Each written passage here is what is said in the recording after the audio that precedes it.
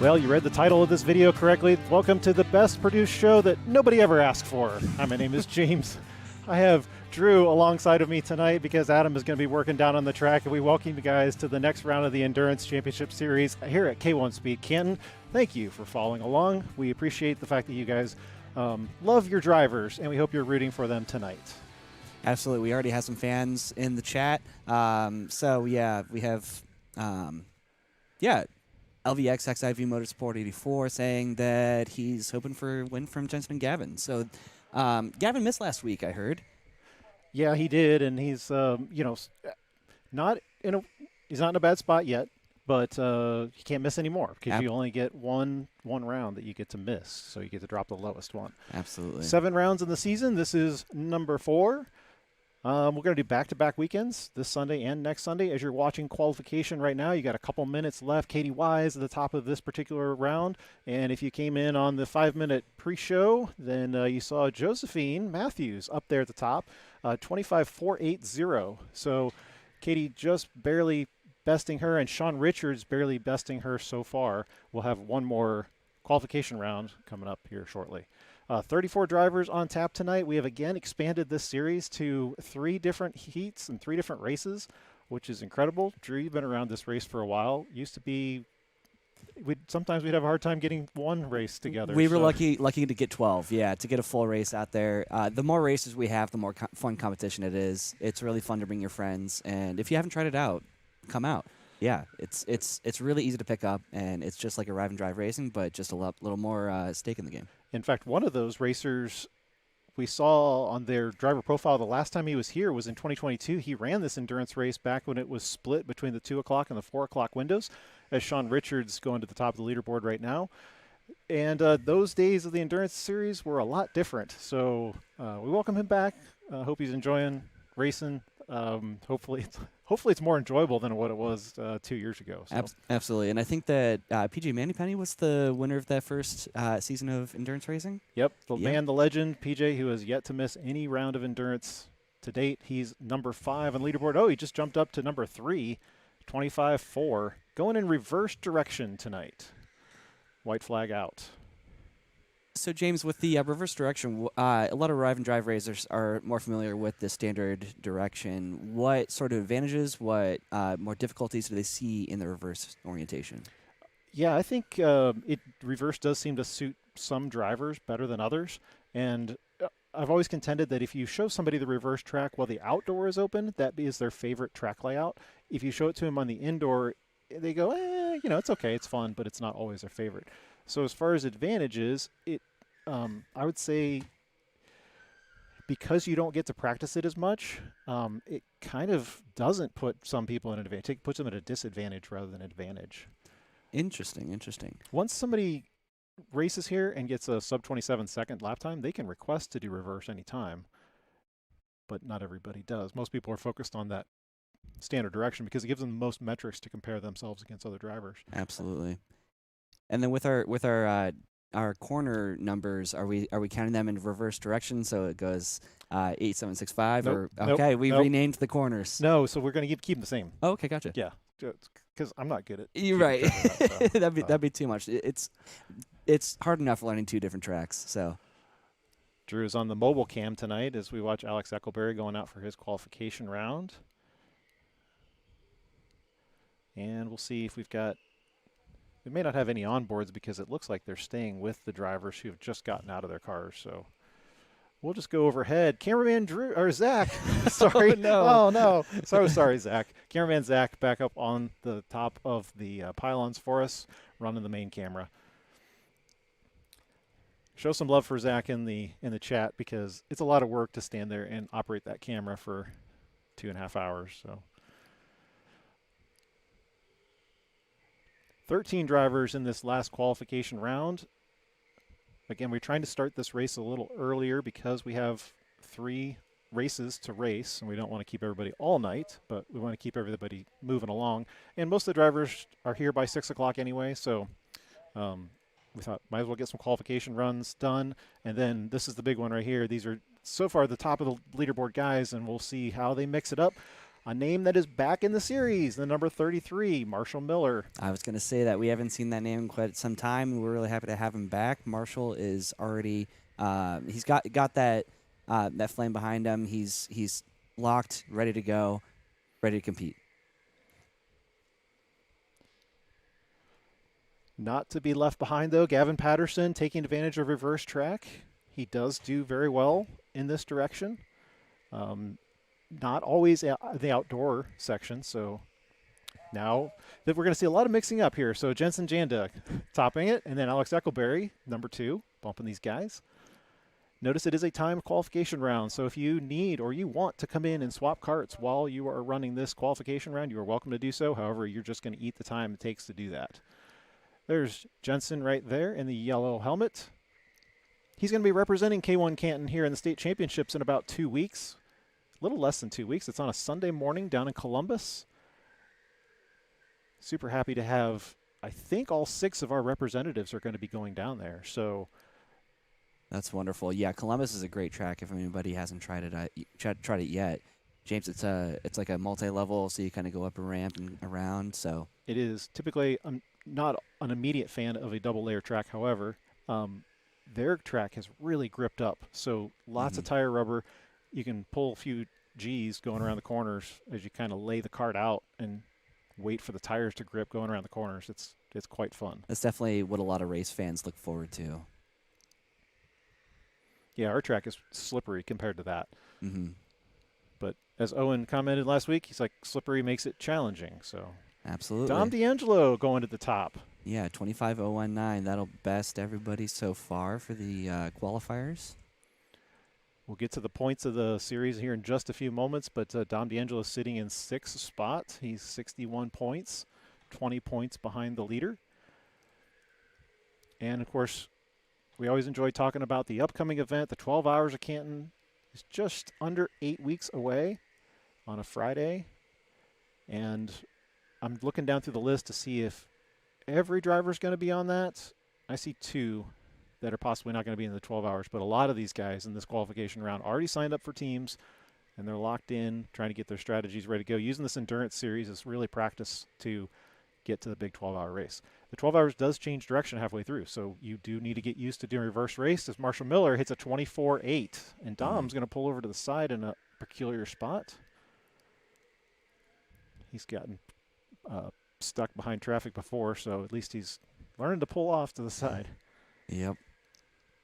And now Marshall Miller will take advantage of that. Boost is enabled tonight. If you're looking at times and you're familiar with normal track, you know that this is not typical for normal arrive and drive races. The booster is available. They have 15 presses for qualification as well as for the race. The boost button really takes a lot of strategy in getting down because it's 15 pushes per cart, I believe. So if you, before you take your first pit stop, you got to be sure to use them all up just to get the full advantage out of that boost button. Interesting to note, and Zach, if you want to pick up 36, Tyler Stevenson, that Tyler has won all 3 rounds leading up to this one, and look where he sits in 7th spot. Mm-hmm. Now, albeit a couple tenths off, 25.3.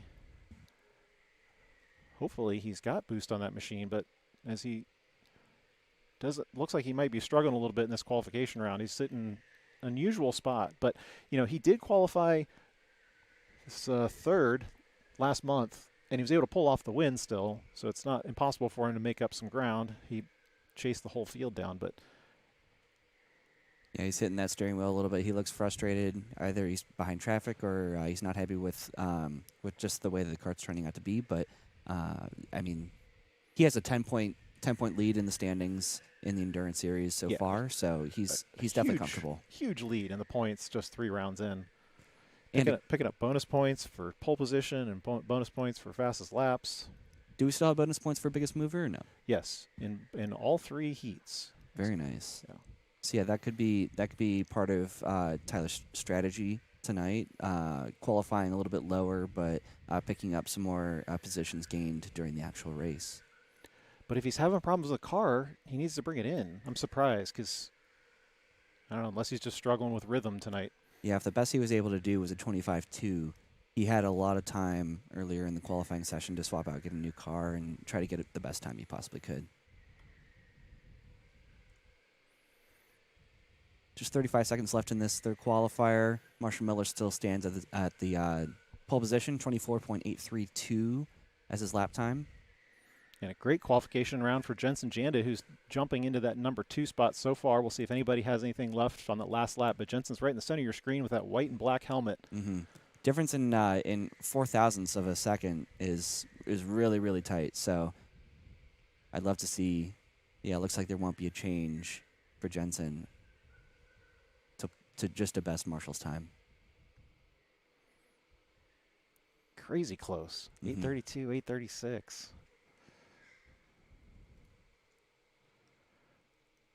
And that'll do it on Marshall's return to the Endurance Series, sitting on pole, 28.4. Jensen, Dom, Gavin, and Anthony, top 5 qualifiers, I believe. We'll merge these times together here in just a second here. But top qualifier for the C group was Josephine, and now get back to my other screen here in a second. Top qualifier Sean Richards was a 25.17. So if you're just joining us, welcome to K1 Speed in Canton. We love to run endurance races here with our electric go-karts. It's a little unusual, and as the title suggests, that this is the production that nobody ever asked for, but we're live streaming it anyway just because it's fun, and we hope you enjoy it as well. It all leads up to our big 12-hour race coming up in March 13th. If you want information about that race, 12hoursofcanton.com is the location to go to. Drew, we've had, I think there are 4 teams who said they're going to sign up for that final 10th spot, and none of them have done it yet. Well, they still have a little bit of time. When's the deadline to make the reservation? That's true, but first person to grab that 10th spot is going to leave everybody out. Yeah. Only 10 teams. Most teams are going to run between 3 and 4 drivers. It is a team event. You can't run 12 hours by yourself. We do require 2 drivers as a minimum. But a lot of these teams are probably going to have 4, 5 teams. Seems to be the sweet spot. So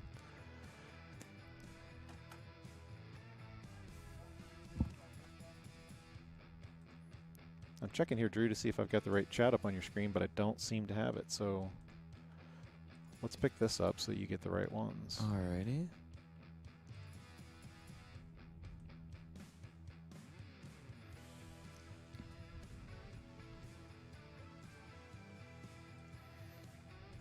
Miles Braxton in the chat saying I should be returning for round 7. Making the long trip. We got a couple go marks in there. Lock in Xavier. Miles says PJ is my team captain for the 12-hour race. You might need to check on that, Miles. That team, you have to make sure you're signed up for a team that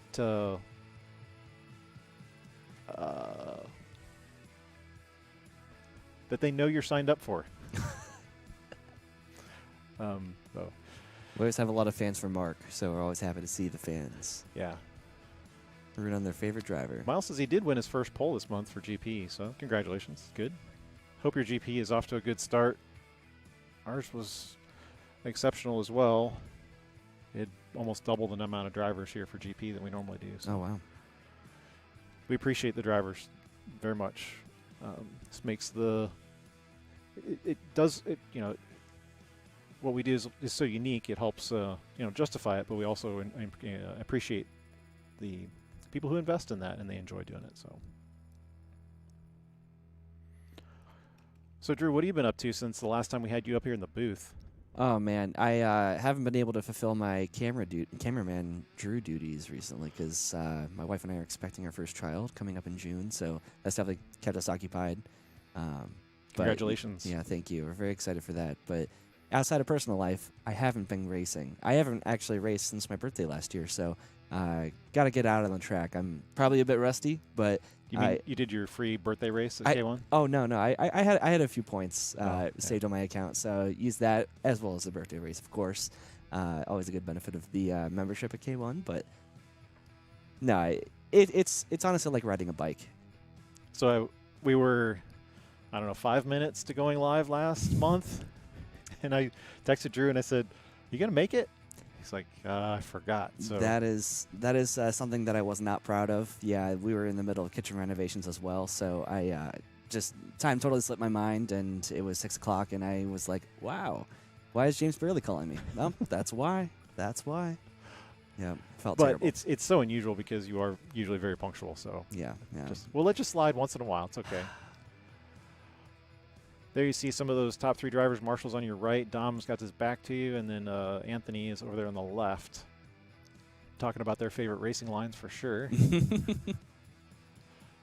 You got the mobile cam control. What else you got? Ooh. You got anybody else over there picking up cars? Anybody here? Anybody here? Nobody to the left. There's Adam slotting some people in. Oh, yeah. So quick explanation on that. So Adam is going to be race steward tonight because Marshall Armand is not able to make it. So that's why he's out there and not up here with us. Yeah. No bonus points there. So let's do points. I act like you have control of that. I do. No. So, all right, you do here we go. 90% of the job. Tyler Stevenson, like we talked about, huge lead for only being this number of races into the season. Anthony, always battling with him, even in our GP series, those two always going at it very close times. Jensen, and then qualifying great tonight, just behind Marshall Miller. Fantastic time for him. And then Giovanni, we just talked about, Dom D'Angelo into your top 5. Mark Davis, so another great result. We were sitting there after the live stream talking about this and talking about how Mark finished 6th. I mean, some of his other finishes were, maybe in the bottom top 10, 13th in the round 2, but a fantastic finish for him in December. And Alex Elkelberry always steady there and tying with Xander. And then PJ and Gavin. The only reason, Gavin hanging on to the bottom there is taking out one of his rounds already. So it's pretty incredible seeing the gap between 6th position and 10th position in the standings. It's just, I mean, the matter of 5 points is a lot, but it's a very, very tight margin. So points tonight can really make a difference. I always have to refresh my memory on the points. So we're going to go to k1speedcanton.com. We're going to click on leagues, and then this is the Endurance Championship Series. Registrations have changed slightly, so any of the drivers out there who are watching this, the reason the registration process changed was because we had so many people signing up. They're filling out the form, and then they weren't coming. So we had to kind of fix that. It's really hard to gauge how much time we need for a race when you have 20 people not showing up. So yeah, got to make the reservation. Anyway, so we got that. Plus, it allows all the drivers to see exactly who's coming that night, which kind of builds the tension on it. And here's our point standings. The racer with pole position gets a bonus point tonight. Racer with the fastest lap also gets 2 bonus points. And the driver who moves up the most number of positions in either the A, B, or C main gets 1 bonus point as well. Now, you do need to move up at least 3 positions to qualify for that. And if for some reason the 2 drivers or more drivers move up 3 positions or more, then the driver with the fastest lap of the race gets that one. That particular one is per heat. So the other 2, pole position, that's only 1, and fastest lap of the race, that's only awarded 1 time. Before the 6-hour race last year, we asked the teams for their names, and the joke from Katie and PJ was they wanted to give me personally a name that was difficult to pronounce so that I would have 6 hours of announcing their team over and over again with difficulty, I guess. So, but the name Long-Haired Freaky People is official, their name, and guess what? They're going to carry it into the 12 hours. So you got to put that on a T-shirt. I hope they do. I hope they do. There it is. So there it is. Man. There is the Long-Haired Freaky People 12 hours team. I mean, that's just freaky. The thing I was most impressed with was that they have our carts. Right. Yeah. It's accurate. Got the steering wheel. It's so often you have AI generate these things, and it uses some random cart that looks like a little kid's cart, but and this then is impressive. The tagline, the 12 hours of hair. It's great. We love the creativity from all the teams. Jonathan Douglas was the creator of that, and I asked him if it was okay to use in the live stream. He said yes, so we'll probably be seeing that Glad we got the again. permission. Yeah. All right, as we look forward to getting this C main going, there's Katie, long-haired Yep. freaky people. Absolutely. You are long-haired freaky people for sure.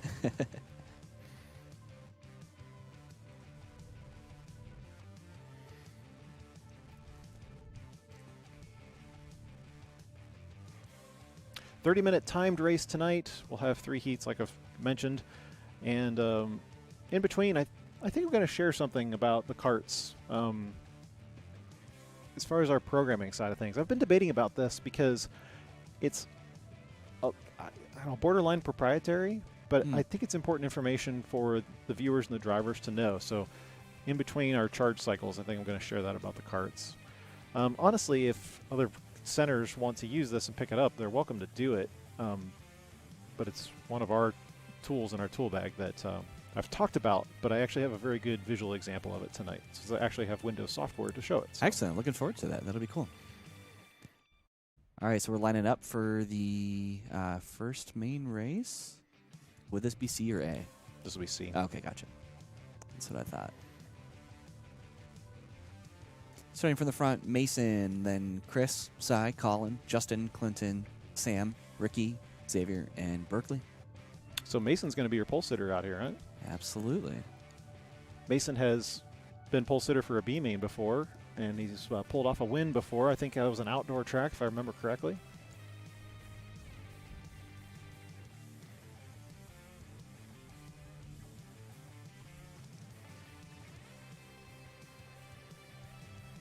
Special thanks to Zeal for refreshments today. The sugar-free Zeal just hits different. We love it.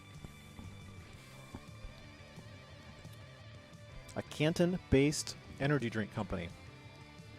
When I said that to somebody at the counter, they were a little concerned that it was made in Canton, using Canton water. Not that Canton water's bad or anything, but I said, no, it's not bottled here. It's you're supporting a local company by buying Zeal Energy. Available here at K1. FDA certified. Is it? I hope so. I hope so. It looks official. They got the nutrition facts and everything, so. We use good stuff. That's good enough. I mean, that's all you need to know. I like the sugar-free better than the sugar. I actually. agree. I agree. I think it tastes better. Yeah. Who do we have on boards with tonight? Mason, your pole sitter. And Clinton Matthews. Oh, yeah, special thanks and shout out to Clinton. He's the one who helped create the title of tonight's video.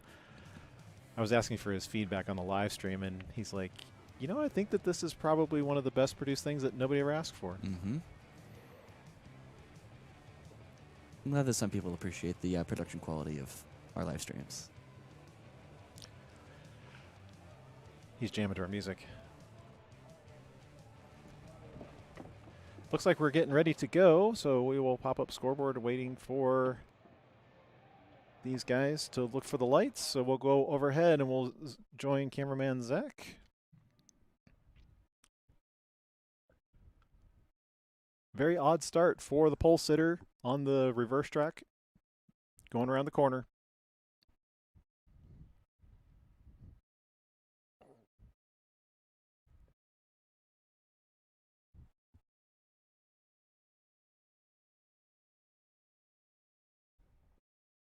Silence is deafening.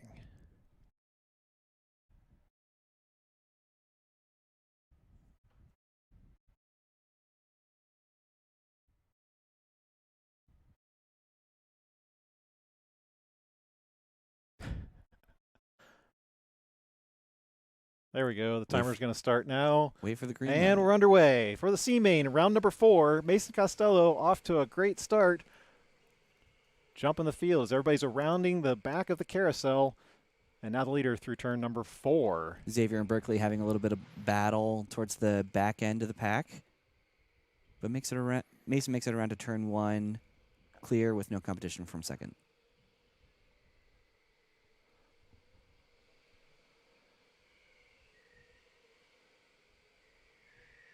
Cy Linderman, kind of a surprise to have in the C main tonight. Colin Schrader, Justin Walker, Clinton Matthews, all familiar names. as well as Ricky. We always watch for Ricky in the number 26 car tonight. He's starting. He typically will pull the early pit stop, so we'll be watching to see if he comes in early. Mason pulls out a great big gap, 0.7 of a second across the line. As you're now watching the other guys, the tail end of the field, go across the start-finish line. Remember, we're going to use the numbers in the standard direction and order them in clockwise, even though they're going counterclockwise. Mm-hmm.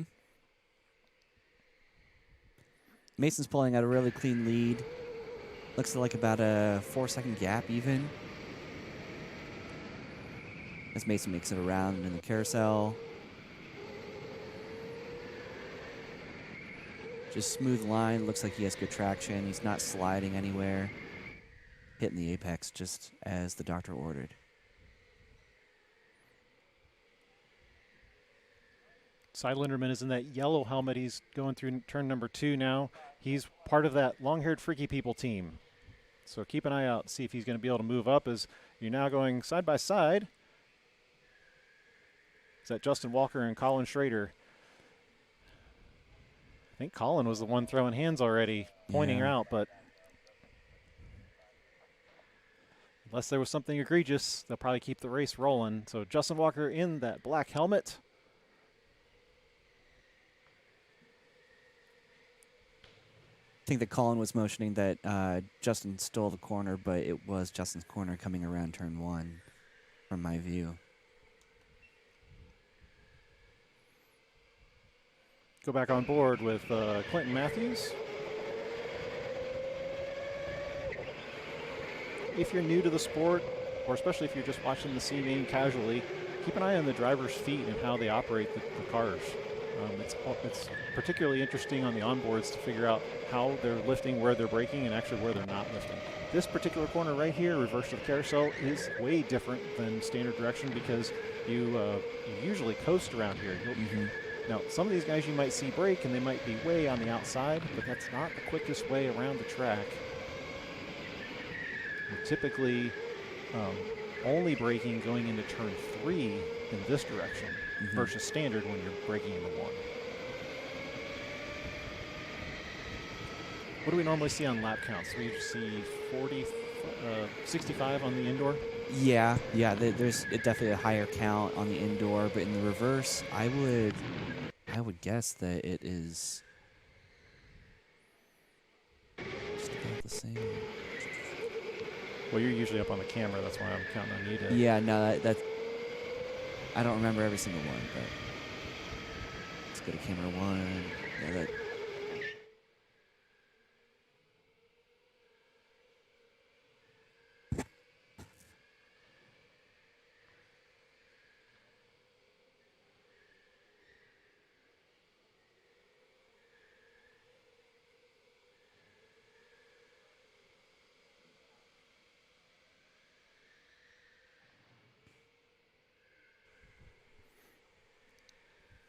Mason off to a great start. What was that 5 seconds gap, setting purple lap times, spacing himself out from Cy Linderman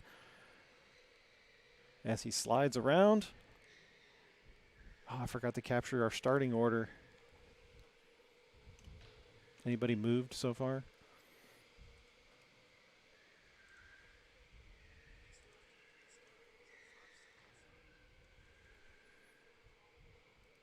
Oh, did you grab it? Yep. Cool. All right. So Chris dropping down 1 spot, and you want to move that off to the side for me? Thank you. Justin Walker starting 5th. He's up to 4th now. So, yeah, that was probably the dispute they had going on back there, was taking that corner. Cy going down on the inside of the carousel. He's going to get pushed wide just a little bit from, I believe that's Ricky. Ricky's going to have the whole field on his tail here in just a second.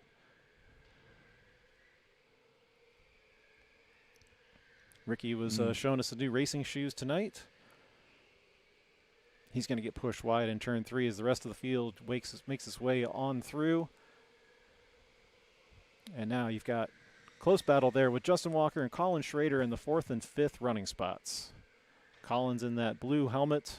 I believe he was going to have with an onboard camera, and it looks like the cable is already disconnected. So.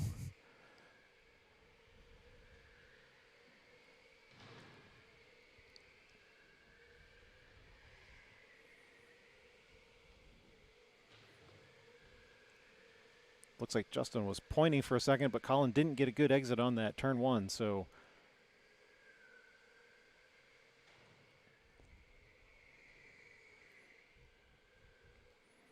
what's the car number of that in front of them with the silver helmet? Is that Berkeley? Is that 29? 24. Yeah, that's oh, Chris. That's Chris. Okay, yes. sorry. This is not lap traffic yet, so. Okay, so just on schedule, we had Ricky coming in for his pit stops, which means I got to put the timer up there. I saw the scoreboard, the pit exit there. 75 seconds trigger when you enter the pits. That's how long you have to swap carts.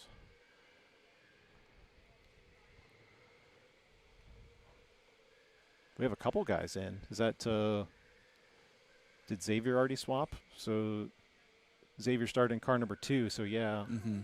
Nope, he's still out there. But Berkeley did.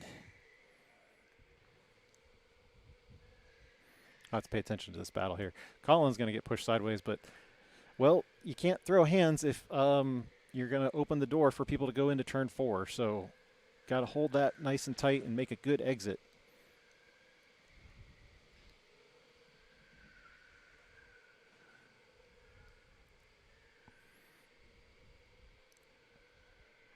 Tilt that down just a little bit. Tilt the camera down just a little bit. You should have one of the presets.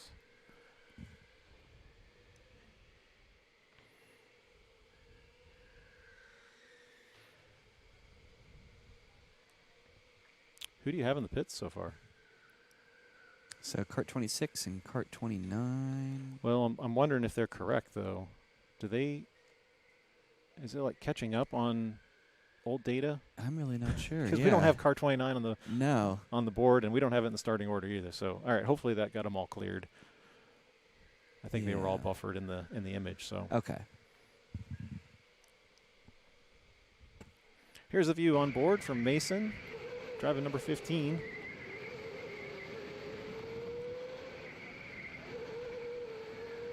Really tight exit in that turn number 1, and see where he lands through the carousel. Right about mid-track, feathers the throttle just a little bit. Doesn't need to go all the way out to the right.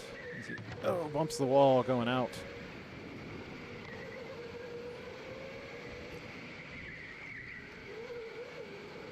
A lot of mid-track exits, just like standard direction as well, so you don't need to use the entire width of the track like you would traditional road racing. So now we got Xavier in the pits, I think, right? Do you see him down there? Or is it triggering the wrong time? Got any idea? No, I have no idea.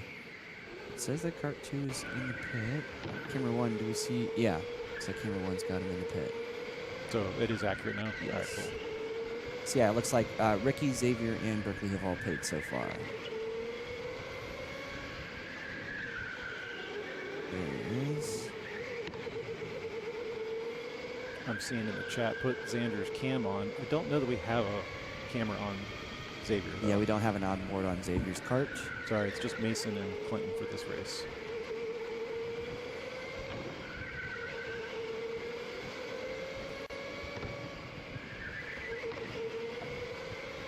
Now we're leaving it up to Clinton to put the pressure on the number 27, Justin Walker.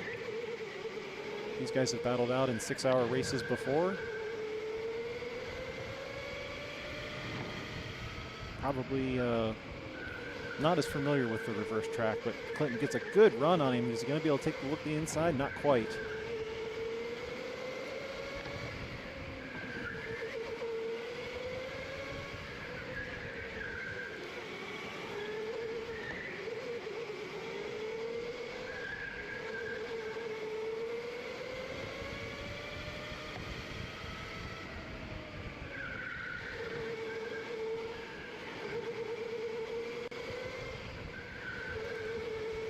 Mason going purple, 25.5. He's really checked out from the field. So let's take a look overhead to see if there's any other battles. So between... They're watching the same guys we are. Absolutely.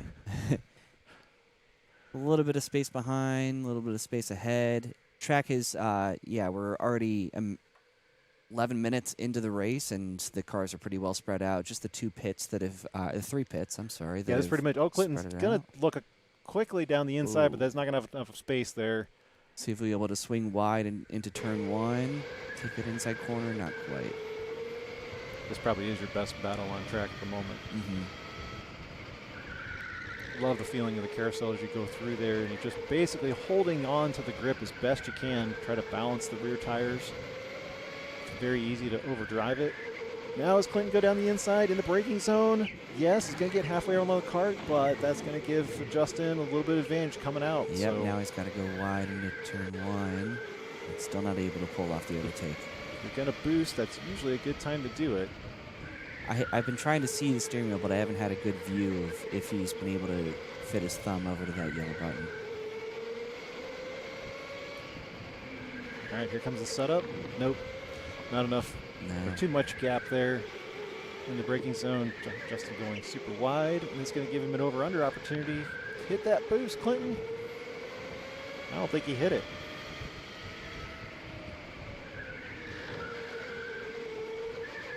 These guys in the back, around turn number 5 right now, and your leader, sorry,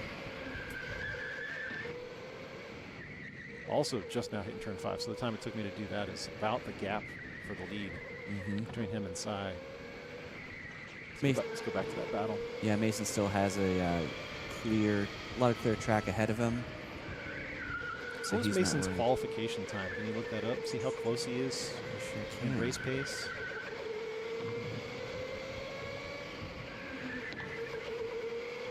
This race and next week will be in reverse direction.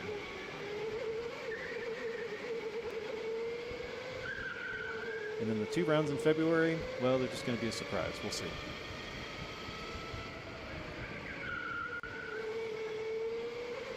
So Mason's qualification time was 25.878. Cool. So he's knocked 2/10 off so far, just at race pace.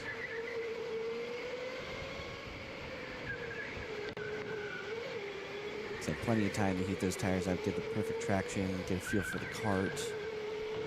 Zach, let's pick up wherever Xavier is, since we've got somebody watching him. So he's going to be in the car number 34. We can follow him for a second, as these guys have now closed in the gap yet again.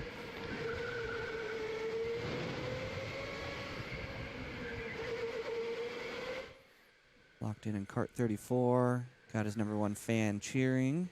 There we go. Let's go, Pittman.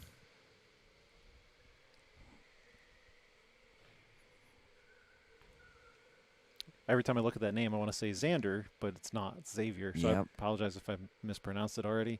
We do have a Xander racing tonight. Yep, he'll be in the B main, I believe, if not the A main. And the reason we run the gap times down there, like he has 123 seconds, that helps you gauge who's done the pit stops. So everybody 8th, 9th, and 10th has completed a pit stop because they're significantly behind the leaders. You are allowed to swap the car at any time during the race. Speaking of which, there's 3 carts coming right in. So 11, 24, and 5. I think Adam said 3. Okay, 4 cars. Yeah, 3 cars.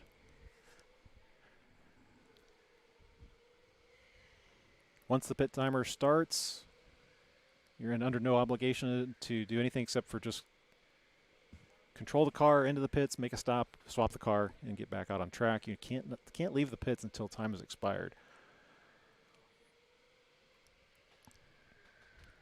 Here they are coming down the pit lane to get into their carts.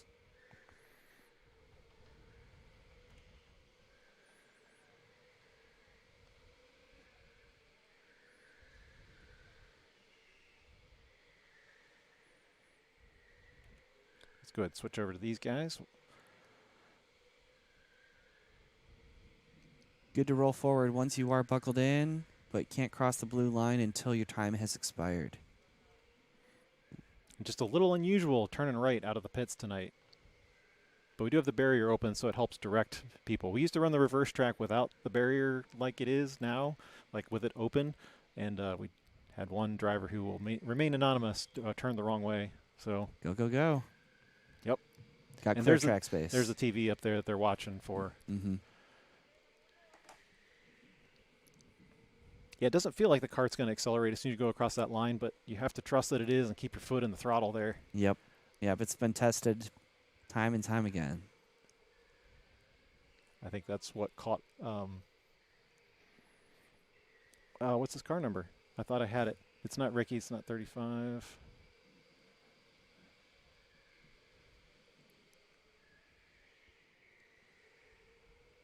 It must be Chris. I should know Chris's helmet by now.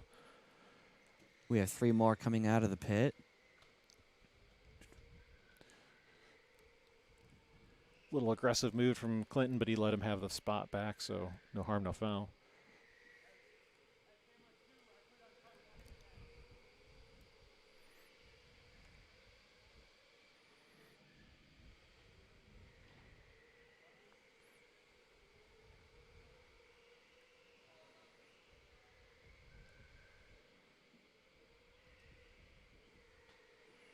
You're watching the leader make his way through the field as he dives down to the inside.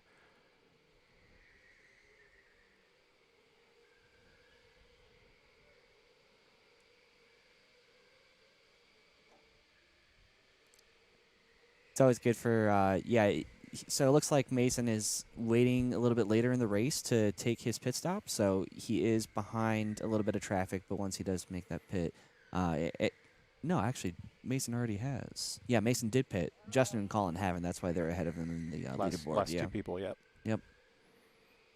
But amazing, even with the pit stop, Mason's only 2 seconds behind him, basically. Yeah, that's incredible. So a lot of guys opting for the halfway mark pit stop tonight. Mm-hmm.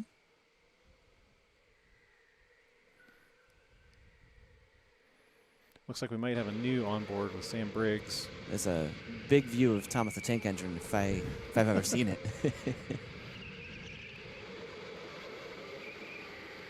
Aimed a little low, but looks like we're rounding turn 1 here. Yep.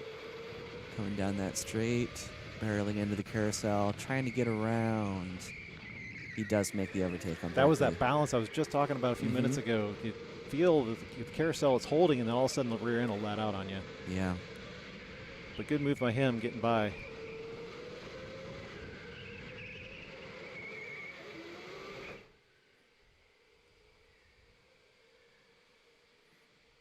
Back to the battle for Chris and Clinton.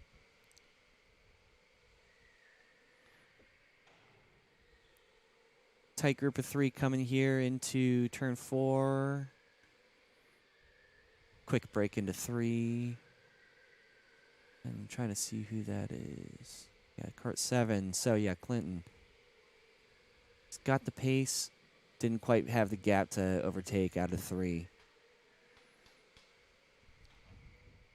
Just on his tail outside of the carousel and then coming in. Just loses a little bit of time coming around turn 4.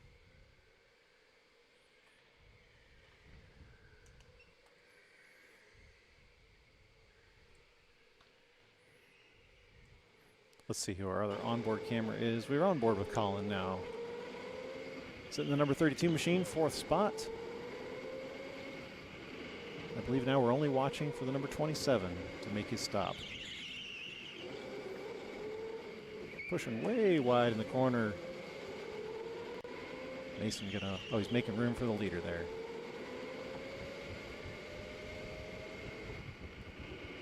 There we go. That's our last stopper right there. Justin Walker hit the pits. Alrighty, so yeah, once Mason passes that timing line, he'll come back into first, and we'll have what looks like is going to be the tentative final lineup, but looks like there's some good battles on the track, so this is definitely not, this race is not over.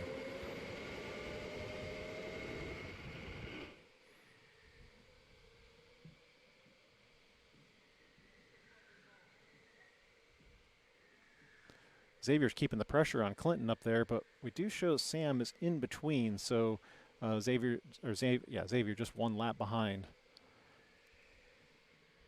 Even though we're watching these guys battle out for position. Justin's getting that seatbelt as perfect as can be. Just 9 seconds left. Yeah, you got to hurry up and roll out there. All right. Oh, he hasn't the turned it cart on yet wasn't either. on. All right, come on, Justin. Here we There go. it goes. Visor down, locked and loaded. Clear track space into turn 1, and off you go. Oh, didn't quite make the turn. There he goes. All right, so that'll sort out everybody. Mason back to the top. Cy Linderman moved up a spot from his starting position so far. And then Colin Schrader so far sitting in third. He's also moved up a spot from his starting position. Mm-hmm.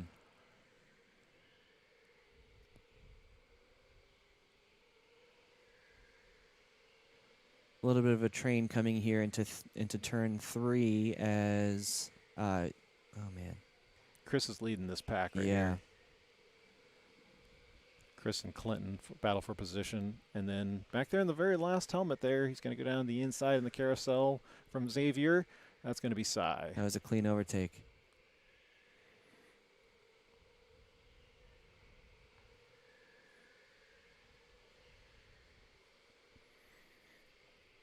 Just about 8 minutes left here in this C main.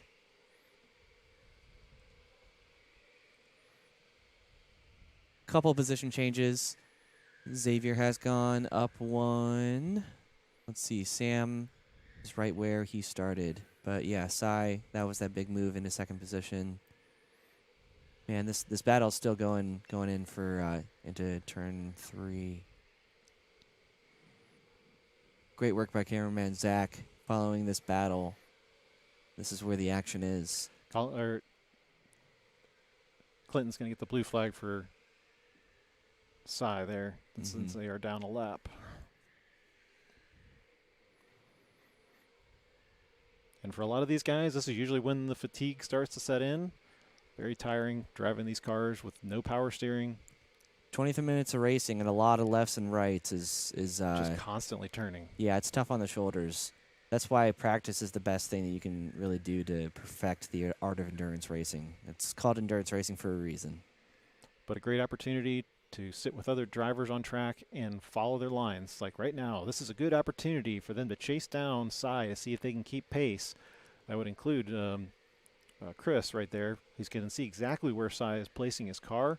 And if he can just time the throttle positions in the same spot, he'll be able to keep pace with him. And while you normally only get 12 laps, this gives you the opportunity to just check them away.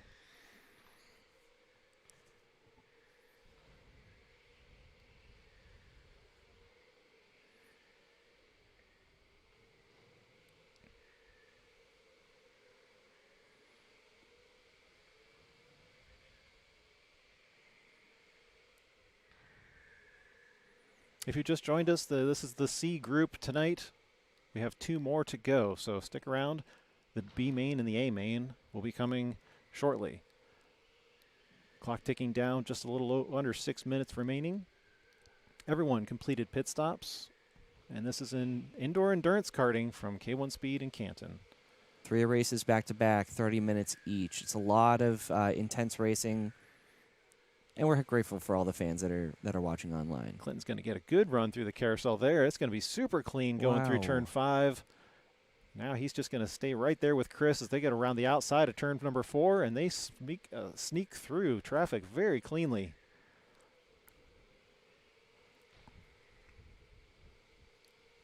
James, do we have any first-time drivers in the C main tonight? Yes. I thought I saw Adam taking a track walk around, kind of explaining, answering questions before the qualifiers started. So even though we're about halfway through this endurance season, we're still accepting new drivers. Oh, of course. Yeah. Always happy to. Yeah, we love the people who run it for the championship and in the lead up to the 12 hours, but by all means, this is a sign up, arrive and drive kind of thing, so you're welcome to jump into the races anytime.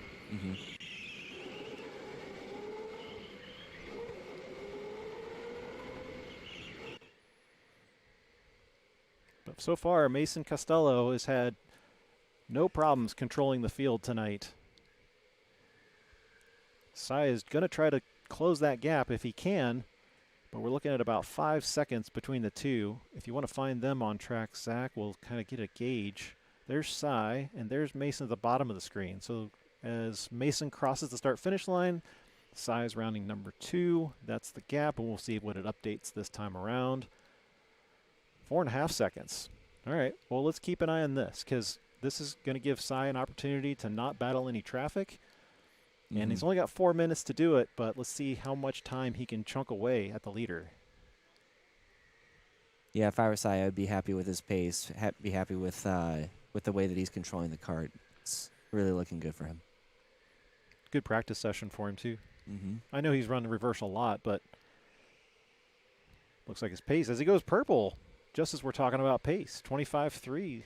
That's a great time.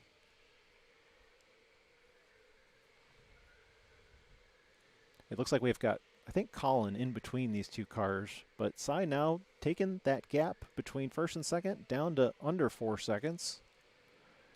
And we'll update this time around, 3.4. He's really chunking away the time. And another purple lap, 25.235. Settling in. Cy Linderman from the long-haired Freaky People team, setting the practice laps. He qualified at just under 26 seconds in the lap time, so seeing an huge decrease in the time. 8/10 improvement is really great. Now we're to 2.6. He's going to be putting pressure on Colin here, on the number 20. And we'll keep an eye on Colin here in just a second. See if he comes up alongside of him. No, let me stay overhead.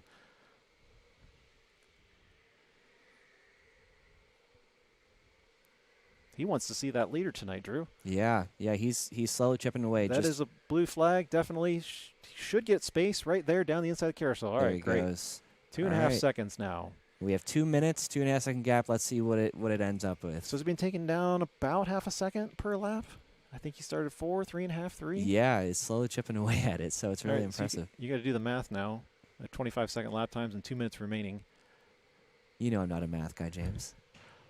You got to be. You're gonna be way better than me on this stuff, especially on live stream. 1.9 last time by. Here he comes. Good space to the leaders. Yeah. Or for the leaders, I should say. Lap traffic letting him through. We always like to see guys battling for position, but if you're holding up the leaders, it's always nice to move around and, again, just follow them after they pass you. Yep. Now he's got that 2 second gap, so.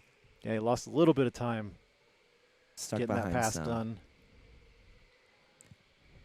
Now, can we see overhead, Zach, where Mason is? See how he's much? Right in front. Oh, okay, so right at the literally bottom car of in your front screen. of him. Yeah, right there. He's definitely going to catch him at Mason's got to be keeping an eye on it through his turns to see where that yellow helmet's been coming through, yellow or orange. A lot of excitement here at the end of the C main.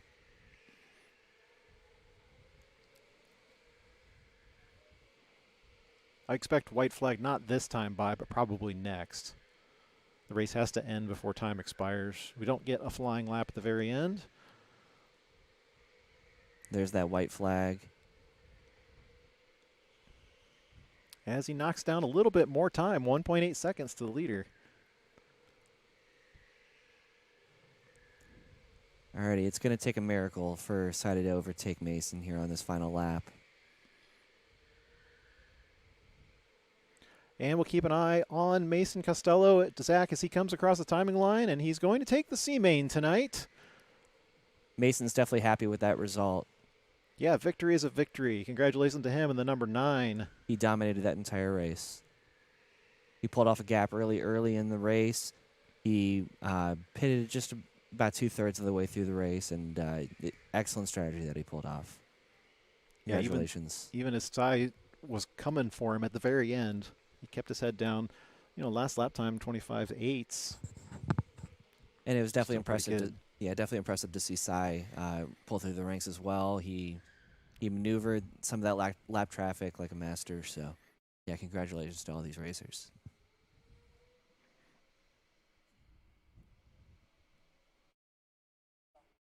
So let's see. I think we pretty much had one move.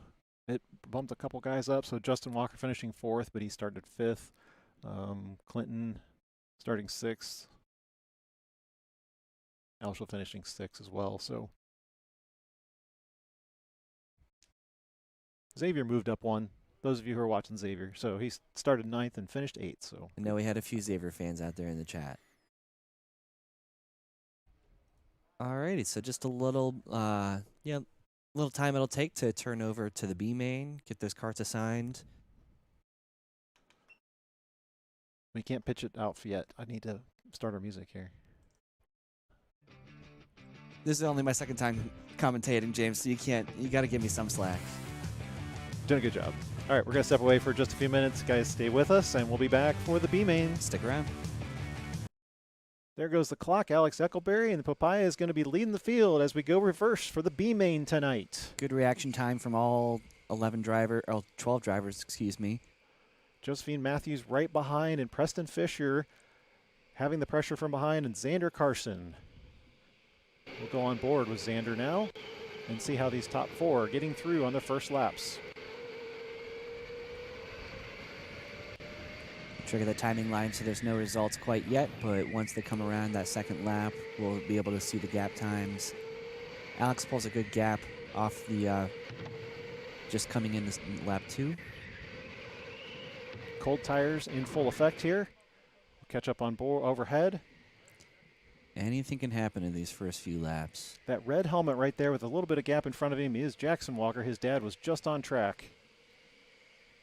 It's always great to see father-son racing in the same race. Oh, we have a cart that spun around. Josephine lost it back there in the carousel as she goes sideways, and we have to stop the race. Hopefully they can get her just reversed, but we'll make sure she's okay first. She might look like she's taking a second to gather herself. I wouldn't have saw him slide over like that. Do we have it on board with Josephine? No, we don't. Okay. Should I go backwards? Hey, buddy, I think you should just let Alex did have a good start off of good reaction time, and then he was able to pull a couple second gap. Hey, you can't blame him for putting up a fight.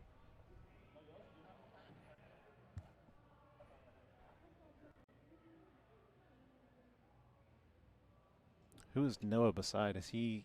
I'm trying to identify what corner he's in.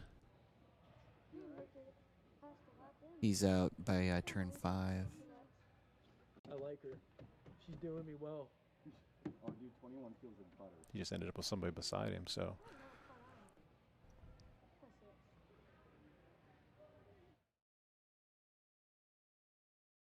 Oh, they're all there. I could have looked at this shot. Oh, I guess, yeah, this is in the carousel. Making sure Josephine's okay.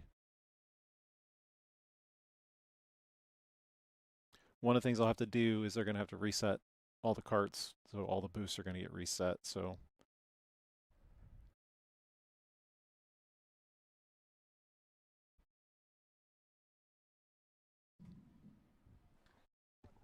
Zach, do you know what they were waiting on? The handheld is down there by you, I think. I'm not really sure. It sounds like she spun out by herself. Do you know if they're just giving her a second to recoup, or? I think they were reviewing the footage to kind of see what happened. Oh, okay.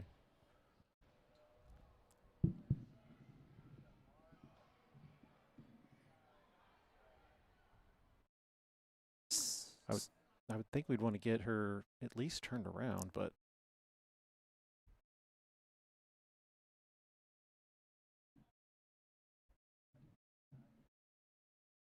It sounds like they're trying to figure out what the order should be at the moment. Got it.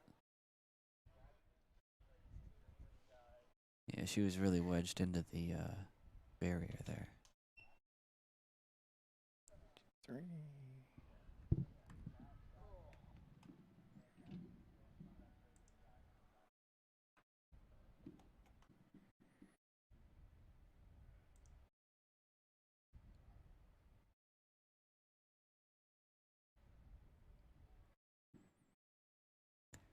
Hang in there, folks, as we get everybody reordered here to get the time reset. We will have time added back so that they get their full 30 minutes of racing here in the B main.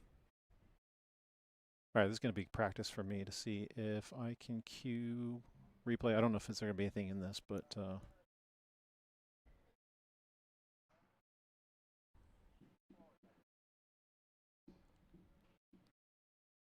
back here.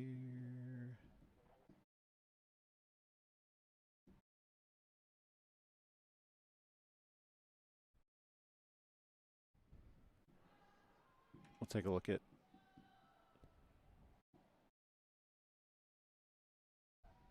This must have been pre-race. Yeah, this is in the. Let me go forward.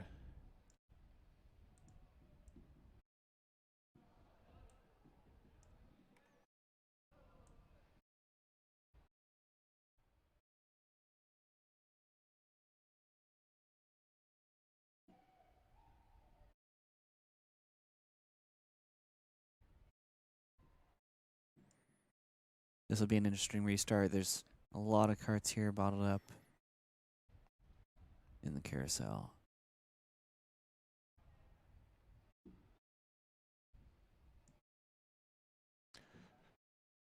All right, what do we see here? Well, so this is from Noah. I don't know if we're going to catch him going back into the carousel before the track stoppage. I don't know if maybe we'll go by Josephine or not, but we'll just let this play out and see what happens.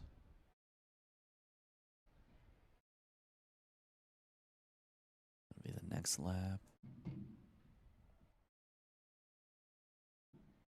And in the meantime, we can follow along as Noah shows us his strategy in the first few moments of the race. Showing his strategy, huh? Yes. His technique, rather. Yeah. Giving Jackson a couple bumps on the back. Goes down the inside. At that point, yeah, we already look up and we see there. Josephine's already spun out there, so. Okay, well, at least replay worked. We know it exists.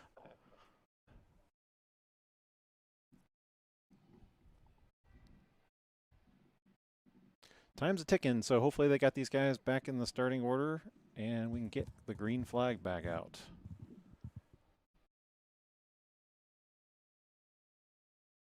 Can you move our starting order over there so I can see what it was?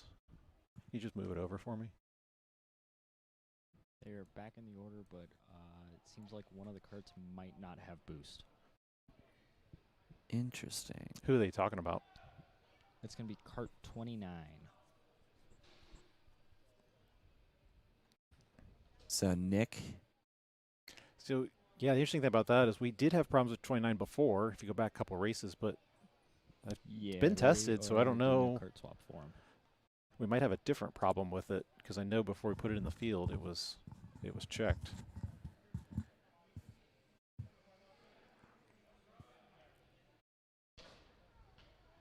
Adam, you guys have to make a decision on whether you're going to stop the clock or not because it keeps running down.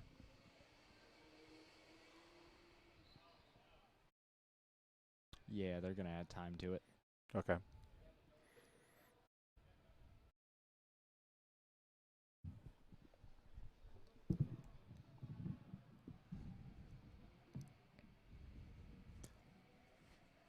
All right. Yeah, looks like Nick's going to be hopping in a cart 35, just so we are 100% certain that the boost button will be working.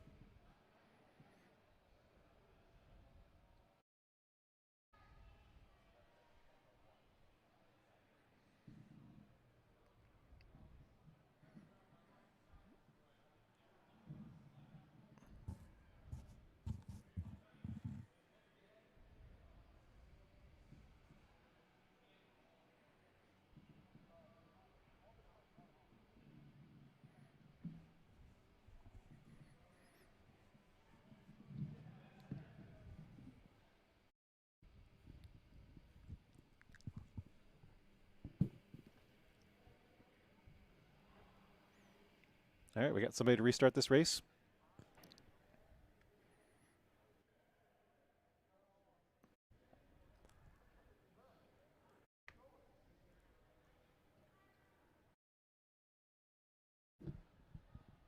The carts are being reset, and then we should be good to go. Yeah, they should have reset them already. We should be green.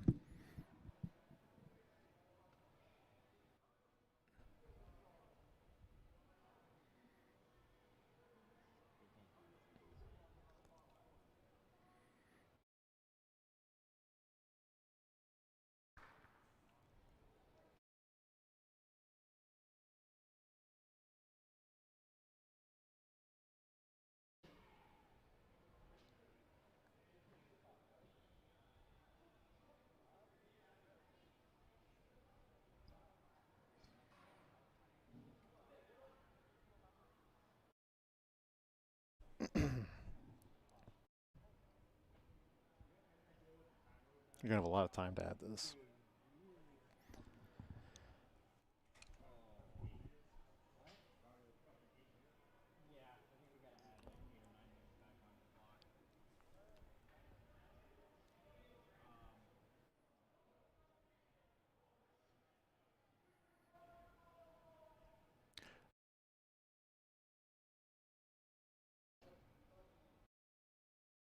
All right, guys, let's rock and roll.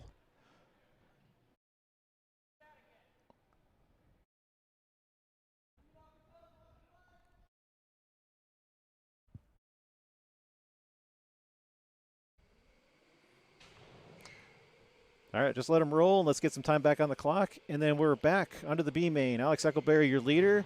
Preston Fisher moving up from your third spot. He's sitting in number 2 right now. It did add 5 minutes back to the clock, so we've got 24 minutes left remaining in this B main. As they're all bunched up now, we got Noah right there, who we saw was on side-by-side. He's got Jackson right in front of him. These guys battling back there in turn number 5. Mark Davis just trying to get a move onto Nick right in front of him. We'll keep an eye on that overhead, Zach. This whole 4-car, 5-6 cars as Josephine joins the back of that. Nick King apparently with the car swap, he's got to warm up those tires. He's going to be a little bit disadvantaged from these guys. As long as he can keep them behind him and he gets warmed up, he'll be in good shape. Pulling that number 29 out. Xander's able to pull ahead of this pack. He was bunched up at this restart, but he has gained some space from there. Mark Davis with the white helmet. These two guys, identical almost. The visor maybe a little different. Yep. Mark's always got that GoPro on top of his helmet, so that's a good identifier. Jackson under pressure from Noah from behind, and Jackson's going to get pushed sideways. Josephine's going to take good advantage of that. She's going to get shoved to the outside. Noah's still going to be able to maintain the position going through 4.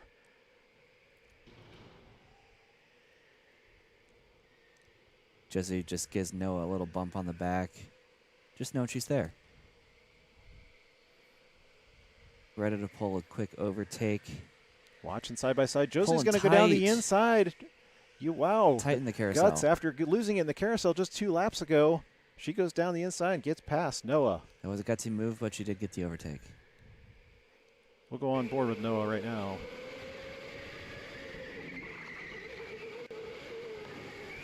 Looks like Noah just lost another he's position. Yeah.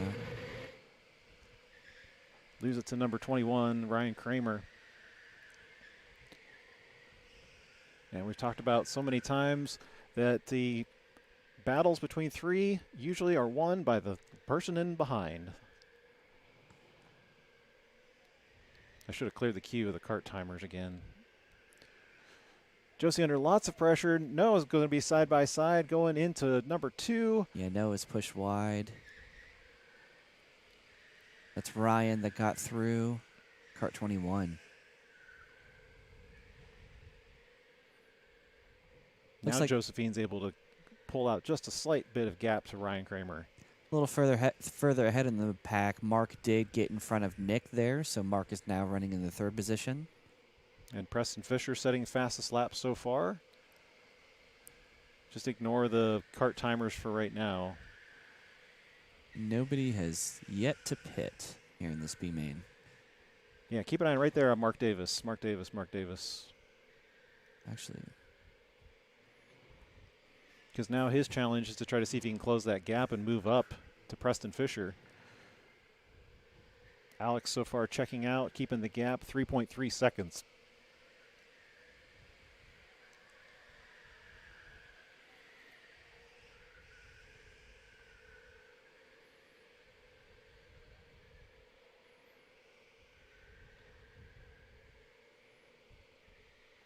We talked about Mark at the top of the show with his 6th place finish last round. yep, Mark has made steady progress throughout these years. I remember early on in the Endurance Series when Mark first joined, he's just gained a lot of ground. He has a good head on his shoulders, and he's just become a great racer. So it's really great to see him grow up in this in karting, perfect his skills. I'm watching those gap times as they go across the timing line. 3 seconds to Preston and 4.5 to Mark. 6 to Nick King. Looks like he's lost just a little bit of ground there. Several car lengths to Mark Davis.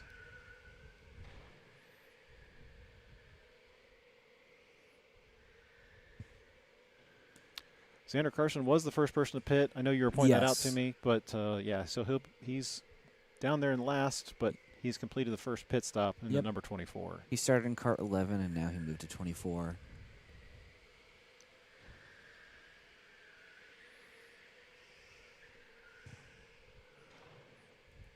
K1 Racer saying, go, Mark. That's his channel. Somebody's manning his channel for him. Or he got hacked. Mark, you should change your password. Quick, do it now. You got to pull off the race course. There's no time, Mark. Your identity is at risk. There's somebody chatting under your name, Mark. Here's Josephine that she just pulled into the pit. 58 seconds to hop out of her cart, move into the next one. Let's switch over to Noah. I think he's got some pressure from beside him as they're going to go into the turn 4. Not a lot of room there. He's going to squeeze him off to the side. I would guess that's Michael Odell from the side. We'll check in overhead. Yep, that is correct. Following close behind with the number 22, the number 36, Anthony Ciafani. Anthony looking to the outside of the carousel, but that's going to give him a long way around. Ryan holding up his hand for a pit stop. Good driver communication. Some of these guys not wanting to wait to the halfway mark. We did have Jackson just pull into the pits, and then finally Ryan in the third. So the pit lane is active.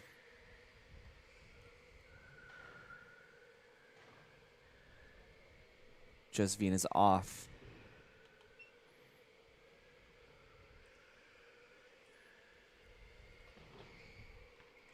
Following overhead with Noah, running in number 6. Worth noting, young Preston Fisher out there in the number 2 spot, finishing 13th. One of his first endurance races. He's going to be considered a rookie, but he moved up 4 spots last month. So great progress from him. I know we followed him on the live stream. If you guys want to go back and watch that one. We have Michael Odell making his way up through the field. So, Zach, if you could catch this group right behind Noah. This is, Michael in the blue shirt. Followed closely behind by, I believe that is Zach Saunders. Now Noah has opened up quite a gap between Michael and Zach. But he's not as near the pressure level he was at here just a few moments ago. Keep an eye on those gap times between first, second, and third. It's pretty stable so far. Yep. Just 2.5 seconds between first and second. Alex has good pace. Everybody from 9th on down completing their first pit stop.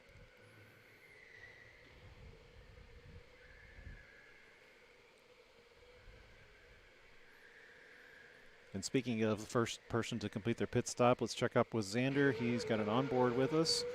He's got good, clear real estate ahead. Still setting 25.9s, though. Looking down through the field, a lot of those guys, 25.8s, 25.9s, pretty consistent lap times. Don't see a lot of movement. Alex Eichelberry staying steady out there. Check overhead with Xander there. And we'll get Michael Odell in the pits.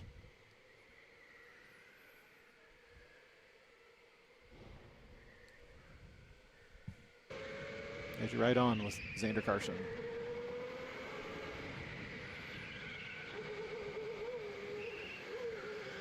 Pit camera on the bottom right-hand side of your screen. That should be Michael, right? He should make it all the way over here in the blue. Getting ready. Oh, look at that follow, Drew. That's great. Ooh. Oh, he ran past you. So close. So close. 12 seconds to go. He's got his own cheering squad right back there. Yep. Happy fans. And his pit timer is about to expire, and he's going to enter right down to the straight, across the checkered flag line. Josephine's going to be right in front of Michael. Wow, I had the name top of my tongue and I lost it. Mark Davis. I take it Mo Goose is Michael? Michael Odell? That's my guess, but Must be. yeah, that's a new one for me. Tell, All right, Tell us what you mean by that. Has he got a nickname that you need to go by? Josephine making a move on Zach Saunders. There she goes back in the that's carousel. not- The one that cost her early on. Excuse me, that was on Michael. So yeah, Michael just re-entered, was able to split the gap between him and Mark. Mark Davis. Oh, Mark with a boost pass right there. Timed perfectly coming out of the 5 straight away. Yeah, Michael does have those cold tires, so he didn't quite have the grip. It looks like he interrupted that battle. Great as strategy he ran to from the track. him. Mark is doing really well there. So obviously Josephine doing a pit stop. She's going to be in the middle of these guys.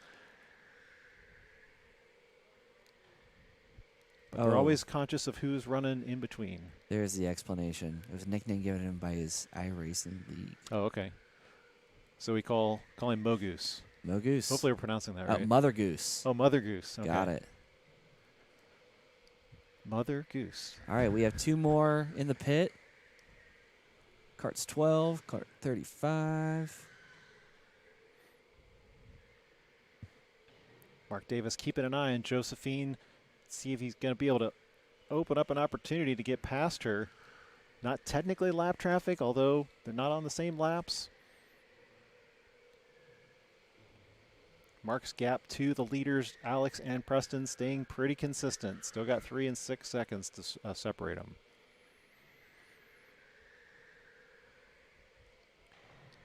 But that's where your pit strategy comes in play, because if Mark does get held up and we start seeing that 6 seconds build and build and build, it's probably going to be a good opportunity for him to get into the pits, make sure he doesn't lose time.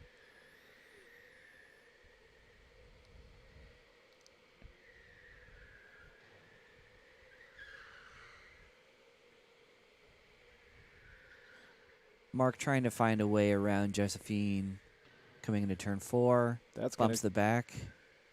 That looked like a pretty good setup, but unfortunately she had a good run out of 4. So Antoine's asking where Noah is in the league so far. Where do we see Noah in the lineup? Noah, he's 15th in the lineup. He's got 25 points in the rankings so far. So Has he missed any rounds? I don't think he was here the first one, right? correct. Yeah, he missed the first round, but he plays. So he's already got his drop round in there. Mark Davis keeping the pressure. Can he get a good swing out of turn 1? Nope. And throwing his arms up, and what am I supposed to do? Yeah. Starting to get a little frustrated there, but just got to put your head down, keep going. Find that gap, find that opportunity to make the overtake. Did you have a shot of Preston in the pits, or did he just come in? So he was in 19, right? Correct. Now he's in 6. Take a look at the pit cam down there. Yeah, Nobody out that scrolling side. around to the right. There he is. Isn't that Noah, though? I believe it is. Yeah. Yes, it was Noah. That'll slot Noah back in there. Alex Echoberry still leading the field. Dominating so far. No changes as far as the front goes.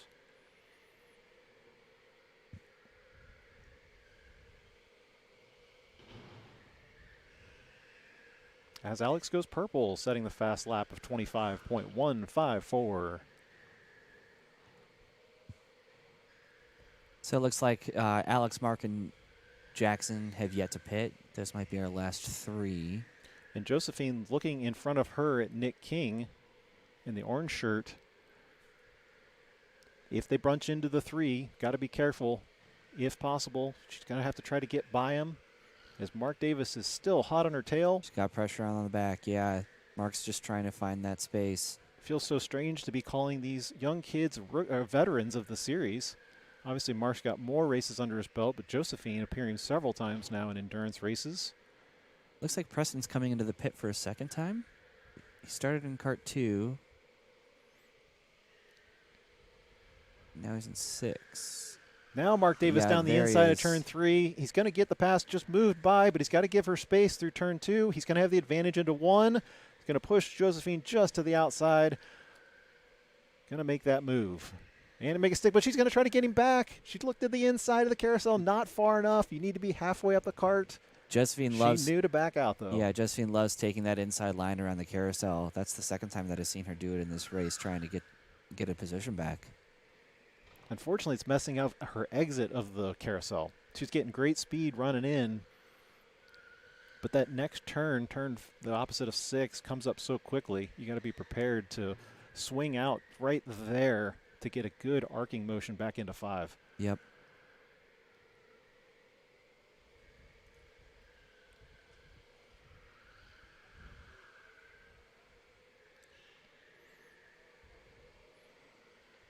Now Mark is going to have his sights set on Nick King. But still no pit stop yet from him. Yep. So once Mark does take his pit, we'll see where he gets slotted back in. He just has. But I think that translates to one thing. Mark is really liking the kart he's driving. Absolutely. And James, as a reminder, what's the cutoff time in the race before you can take your last pit stop? Because you are required to take 1 pit stop. As long as it's not the first lap. Okay. Gotcha. So you can do it towards the end of the race. Yeah, Kind absolutely. of down to the last minute. Yep, batteries are good. You don't have to take it in the middle. You can choose your own strategy, we say. Got it. That was a question for the fans. I obviously already knew that. Right, yeah. You're here all the time. Yeah. Man of the cameras. I'm looking around the track to see if we've got anybody else battling to see. Looks like Xander in kart 24. Oh, there's a overtake coming in round 2. Ryan Kramer going fastest lap. Besting it by just a couple thousandths, I believe, the Yeah. 25.15. Alex Eckelberry finally comes into the pits. So after 40 laps, Whoa, where are we going, Zach? this is who we're following now. Okay. Ryan Kramer.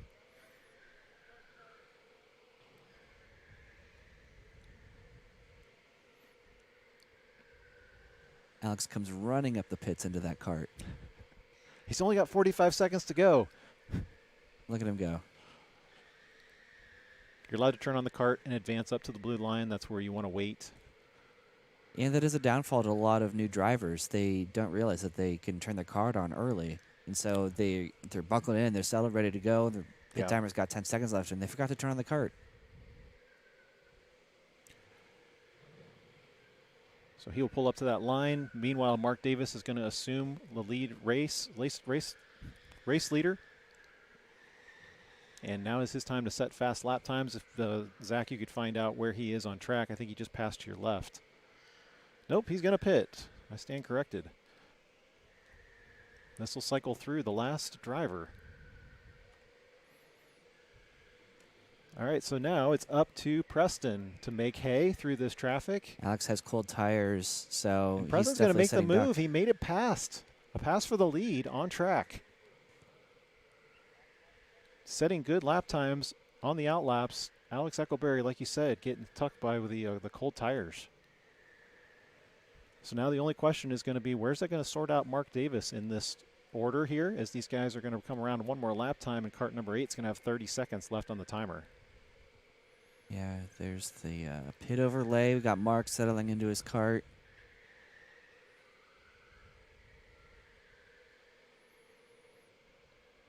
We got him covered, Zach, so just stay on track for us. Yeah, let's follow where Alex is. Alex is coming into turn 1 right now. Yeah, so that's going to give them good track position.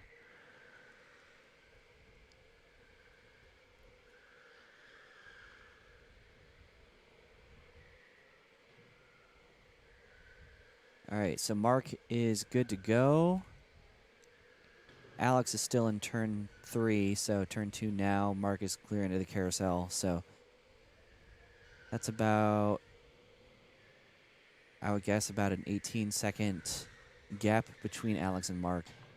Currently, it's reading that Mark's in 3rd. Let's Oh, see did he where get it hit comes. on the outside there? Kind of ran wide on his out lap here. Okay, so I probably need to stand corrected because that means that Preston was not a pass for the lead. Alex Eccleberry was actually a lap up. Correct. So Yeah, Preston actually took 2 pits, I believe. apologies for Yeah. that, guys. Noah trying to find his way around the outside of Mark. This will now be a battle for position. Correct. Noah's going to get a decent run, but looks like Mark's going to have fresh boost to get out of trouble. Noah didn't quite have enough time to get side by side by Mark. Mark does have all those fresh boosts, so he's probably going to use them all up in the next 5 minutes. He's got plenty of time.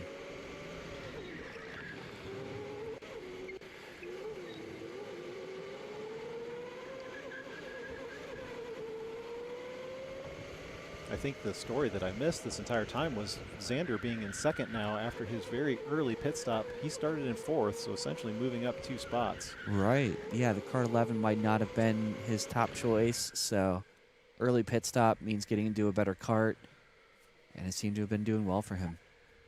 It's running in the mid-25 Or it lap got him out times. of traffic so that he could run clean lap times. That too.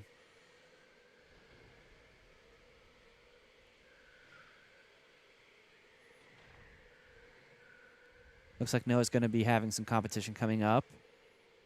His brother Antoine would love to participate in the league. We'd love to have you out, Antoine. Oh, but he has to have go against his brother. Yeah. Yeah. Sometimes that's the toughest competition to race And the way it against. is now, Noah's all over the back of Mark Davis, trying to hold on to his position. Noah battling for the 3rd spot in the B main. A main still yet to come. Just under 3 minutes remaining on the clock.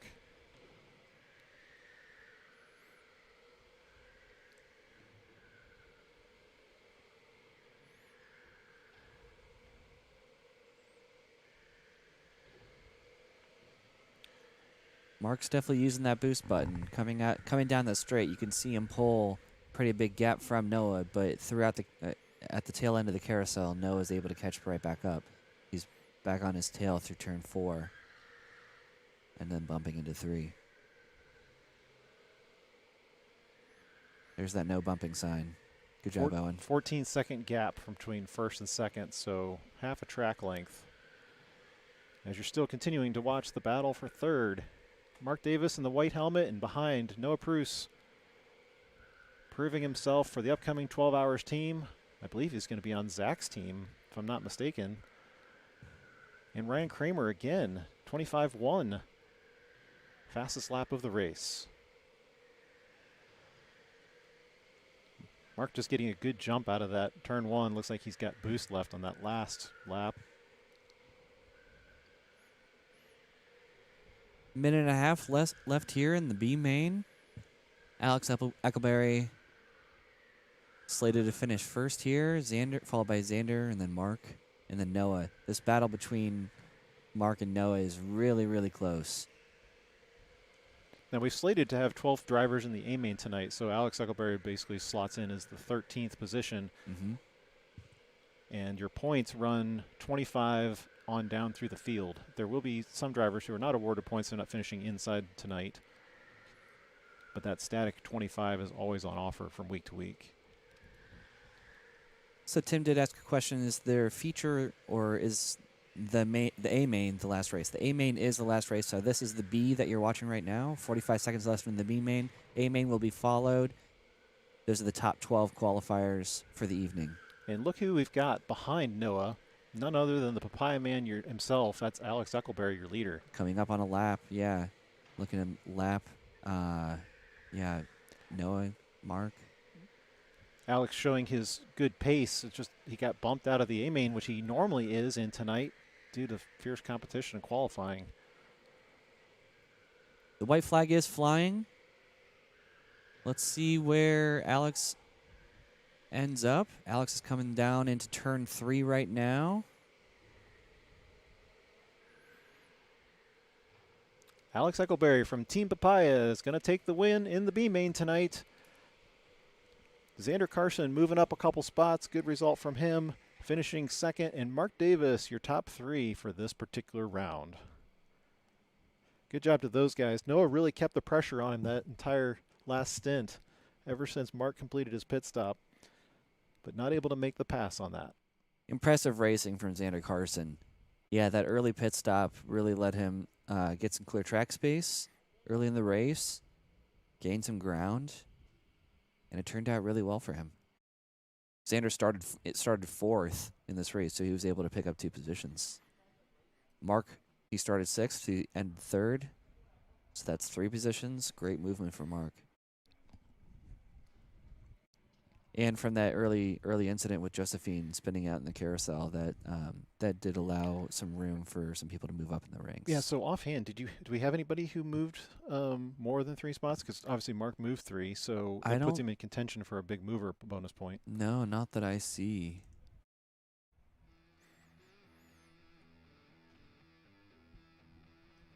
And here we go, getting ready for the A main. We got folks picking their carts. Stand by shortly, and we'll be here for the A main. Oh, you want to go to a break? Oh, no, we don't have to. We can do whatever. Doesn't matter. We do have a question here from Swim. Are we open tomorrow? Tomorrow is a national holiday, James. Oh, yeah, we're definitely open tomorrow. 7 days a week. The only days that we are closed is, Christmas Day? And Thanksgiving, technically, but we're open Thanksgiving night, so. Right. I'm sorry, Easter. Easter's the other day. Yes. So, yeah, come on down. Yeah, we'll open at noon tomorrow. If you have the day off of school, come by, and we'd love to see you here at the Arrive and Drive Racing. All right, do you want to do a tech talk then? James, I heard that you had something exciting to share with us, some insider information that has not been shared before. It's kind of been touched on. So, yeah, what do you have to talk about? Yeah, we'll bury this in the live stream so that you have to watch the entire live stream to find out the information. But okay, so we talk about equalizing the carts as much as possible, and we do advertise the race as performance equalized. And so I want to take you through something that we've developed over the last couple of years that I would like to see potentially implemented other places, and I think it's really helped us. So we talked before about the speeds, the programmability, and I have the software now to show you on a Windows desktop to exactly what that looks like. And I've always said I don't envy you gas drivers for having to equalize Arrive and Drive gas carts, because what do you do to a gas cart to equalize it from one to the other? Yeah, tuning a gas cart is a lot more complex. Like, you've got combustion, you got a whole bunch of wear parts and stuff that, well, luckily for us, we have electronics. So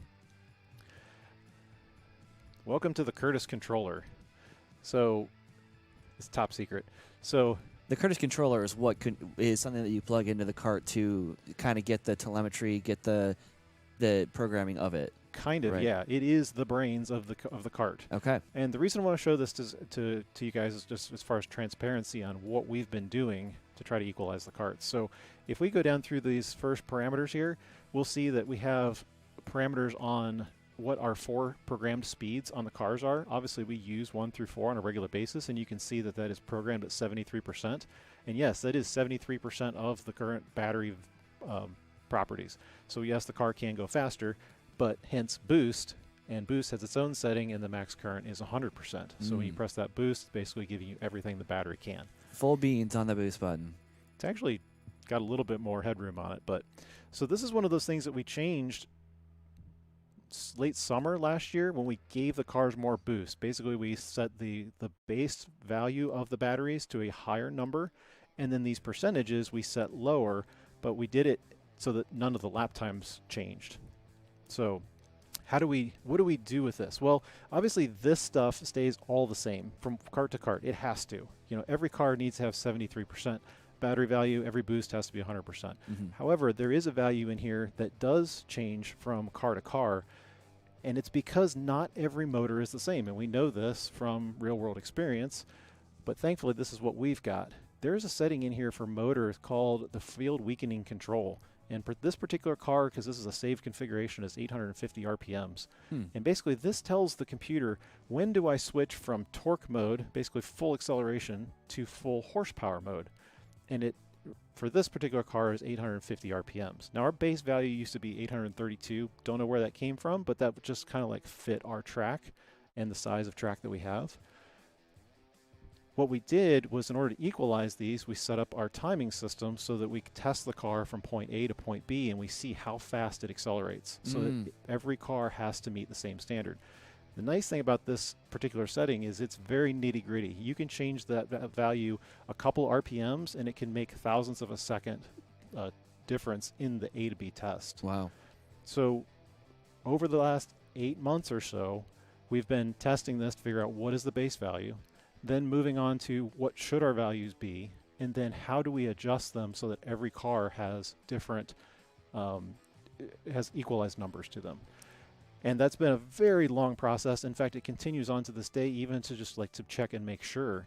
But it's a good benchmark for us to say, if this motor doesn't spool as fast as the other motors, we can set this threshold a little faster. Now, some of the fresh motors, sometimes they spool really fast, and we set this threshold down lower. Okay.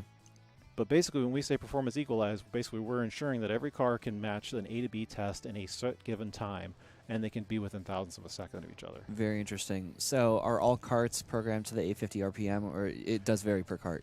It's very per cart. Okay. So this is actually probably one of the higher thresholds. You'll see some cars within, 20 to 30 points, 30 RPMs of this. Yeah. So basically, they'll convert down out of torque mode faster.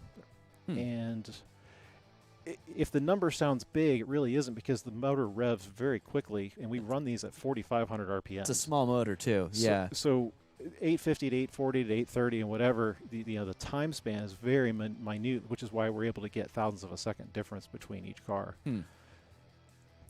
No, we that is think we've fascinating. gotten everybody to the point. There's a really good baseline through the entire field of what all those values should be. The good news now is we're in the phase of, like, if we run the A to B test and it's, say, slower, we're probably down to a mechanical issue. Brakes could be dragging, car could be misaligned, or there's just something in the drive axle that's not running properly. So usually we'll do an A to B test, and that'll tell us we got to go look at it mechanically. And then if we check it mechanically and we need to adjust it, we can still adjust it in the computer as well. Interesting. Yeah. It's nice that there's ways to kind of make the carts as even as possible, because within the handling of the car, sometimes that's, like, give or take, not something that can be controlled from an external basis. But with the motor, with the battery, with the everything that's going into the power, that is something that's able to be limited. So it's nice to have that transparency and see the differences. And the really good news, one of the things that I was really worried about is whether this test would show discrepancies or disparages in batteries. But actually, it's proved exactly opposite. It is proven that at almost any charge level, we can get identical performance from one car to the other because our batteries are so good. The A grade cells that are in these are really, really strong. Very, very interesting. Yes, Adam?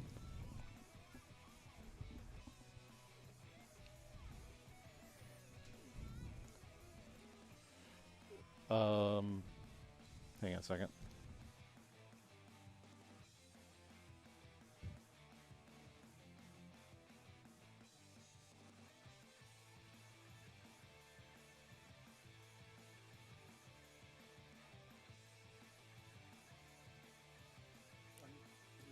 If you guys have any questions on what James just covered, feel free to drop a comment and see if we can get it answered. But yeah, it looks like it's been pretty well received so far.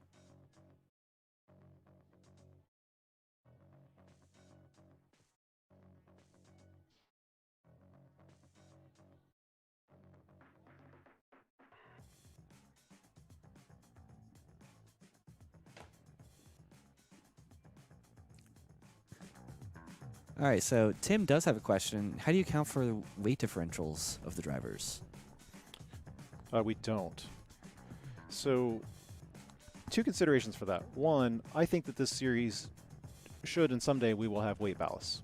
I've been investigating and working on it for a long time. The biggest problem is that this car is just not designed for it, so there's no weight box that you would typically have.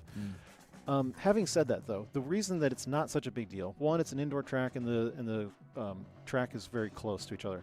Two, because when we actually have seen weight tests perform, we have changed the weight difference up to 150 pounds, and the lap time changed 1/10 of a second. And I think the primary reason for that is because there is maybe a sweet spot in the weight where you are maybe be weighed down, but you're able to take your corners differently. So, yes, I would like to do that at some point. Yes, we are actively working on it. Two, for now, it's not that big of a difference. Like, I showed you on the thresholds where we can basically tell the battery or tell the motor to draw more energy out of the battery if we need to.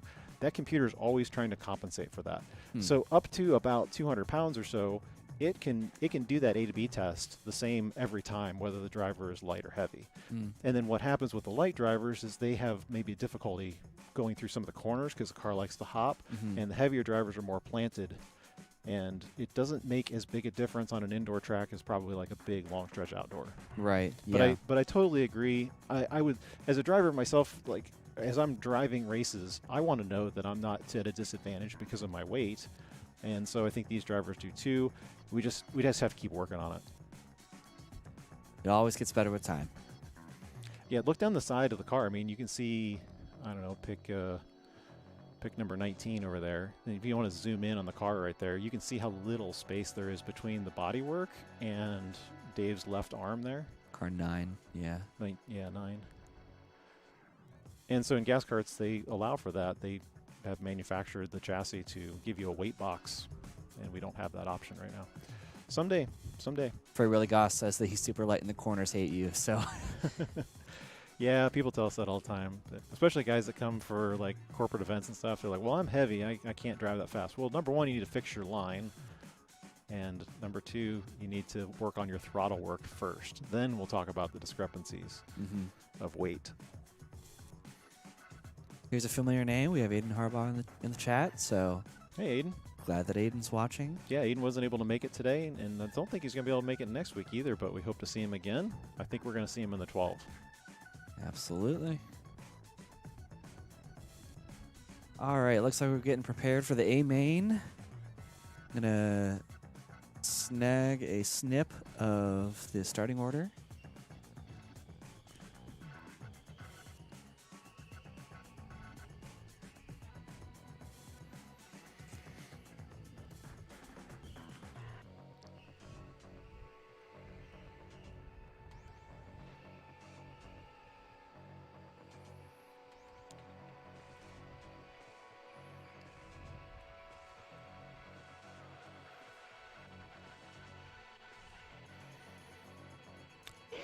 All right, looks like we'll have an onboard with Tyler Stevenson. Now, the discussion with Adam was he qualified in 36. He wanted to get a different kart because he qualified in that car. However, we've never enforced that rule for this series. It's GP. It's very easy to not give the same car to the other driver. At least in this series, you can have somebody you can pit right away if you don't want to drive that car. So we'll be watching out for him to see what he does with his pit strategy.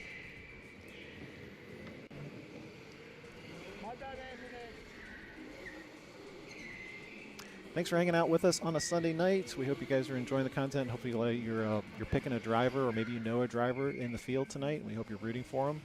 We appreciate you guys joining along. This will be the final race of the night. These were the fastest qualifiers. 30-minute race still on tap. 15 boosts, reset. Still more pit stops to come. My name is James, and I got Drew alongside. Drew's usually the cameraman operator.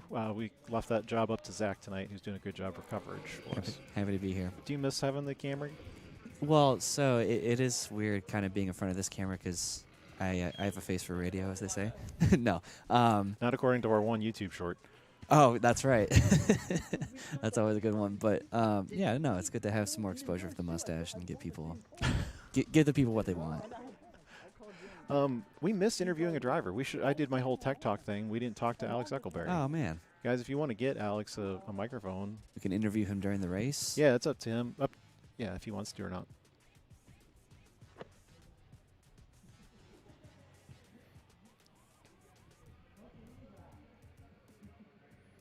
What's Free Willy Goss saying? Can't make it to any more Comp GPs due to pro wrestling training, but I'm glad you guys are still doing this. Would love to come back. Would love to have you back. Didn't expect that one. Pro wrestling training. Man, That's cool. I mean, you can't be doing pro wrestling training all day, every day. You got to have your the third Sunday of every month open. And we're green for the A main tonight. Sorry, the start snuck up on us. Yeah, it really did. Here we go. Marshall Miller off to a good start. Young Jensen Jandon following behind, and Dom D'Angelo in the number 11 machine. No battles right off the top, but we are still racing. Were those both drivers looking to their left as they came across the start-finish line? That was unusual looking. We got a view back here from PJ Mannypenny. Gavin Patterson, I'm sorry. Both have yellow helmets. Yeah. Gavin's going to go down the inside and try to get that number 2 spot from from Jensen. These two battling it out in the team leagues the last year, and they're going to be our state representatives here in a couple of weeks. They're going to go side by side again. I did see Jensen went wide into turn 5, so there was And not that sure was what cost Anthony him either. Narovsky sticking his nose in there off to the side, but he gave them just enough space to go through one. Gavin's going to hold the 4th spot there as they wiggle their way through turn 4. Little offset, I hate to say off camber, but it is pretty flat floor. Just likes to wobble through there. And we'll go overhead and keep an eye on these guys in the back of the field. Sean Richards taking up the tail, the number 2 up in front. PJ Mannypenny, the bright yellow helmet. Got fans of Katie and PJ here in the chat.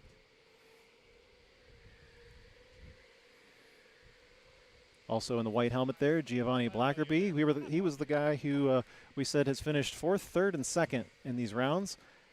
He's got the winner behind him in the blue. The winner of the first 3 rounds, Tyler Stevenson. Well, Tyler did not pit right away, so much for that strategy going out the window. Gavin's going to keep lots of pressure on Jensen Janda. Yeah, they're just race after race. These guys are right next to each other, following time each again. other's movement. Exact mirror. Tyler Stevenson hanging in the number 7 position. Normally we see him at the front of the pack, so I'm curious to see where he'll end up once this 27 minutes have expired. I wonder if he was hanging it out to see if the car would stay underneath him or whether he thought it's too risky to pit. If he really didn't like that car, he should have ditched it early. Yeah.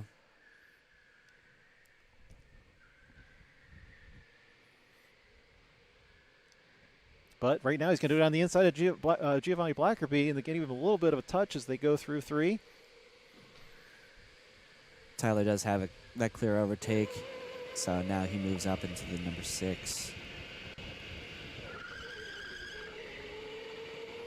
Set his sights on Anthony Narovsky. So take 1 spot off of the check mark. Wait, that doesn't make sense. Put a check. One off the list in front of you. One off the list. There you go. Yeah. That's why we have you here tonight. Just a 1-second gap between Marshall and Dominic, the 2 leaders. So, yeah, Dominic is following very close behind Marshall. Move it up in the field a little bit to see where these 2 and 3 drivers are sitting. Space slightly evened out.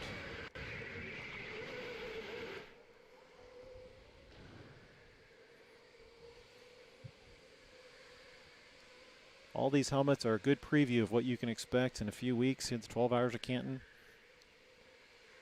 Probably not on track all at the same time, though. Nope. In fact, I can tell you the drivers in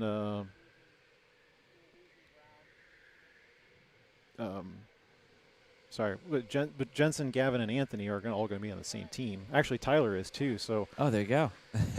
3 through 6 is actually not going to be on the track at the same time. Anthony's going to look down the inside. He's going to make a little bit of space for himself and gets by Gavin, takes the spot. Yeah, he just dove up the inside of the carousel there and paid off.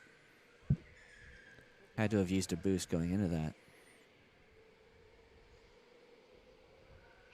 We missed the pass with Dom D'Angelo, doing a double check to see he is in second spot. But yeah, he did start third. Miles did ask this question earlier. Are there 15 boost activations in each cart? Yes. Yes, sir.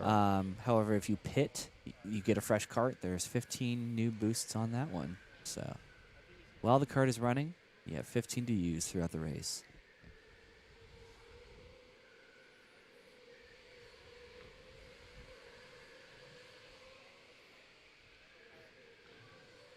So was Giovanni the first to grab the pit stop?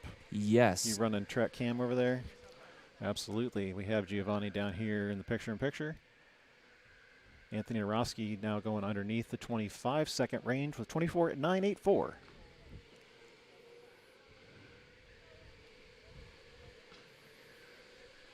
Check on board with Tyler Stevenson, who's watching this very closely.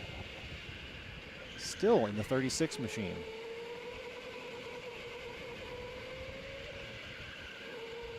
And then Giovanni's back in. Clean pit stop for him. Tyler stopped in the other day. He did one reverse race and he left.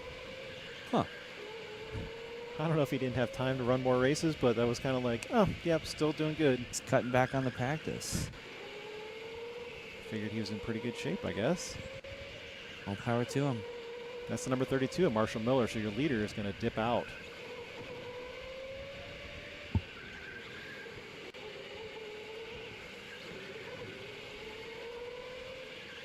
See, now you have an explanation on how the field weakening controls. You can see them all being exercised together. Yes. I'm probably opening a can of worms with these drivers. All right, there we go. He's going to dip out. We'll join everybody back overhead, Zach. Marshall Miller is down in the bottom right-hand corner of your screen. Dominic D'Angelo leading this pack. He is now the tentative leader. Those that have yet to pit. Now, at one time, the drivers would make their pit stop strategies based upon what car they saw in the front of the row. As Jensen's going to draw on the outside of Dom D'Angelo, try to do an over-under on him, but that's just going to jam him up with Anthony Arofsky behind. So these drivers used to pick their pit stops based upon what car was in front, and then we added a randomizer to it. So when they pull in, they don't know what row they're going to be coming from.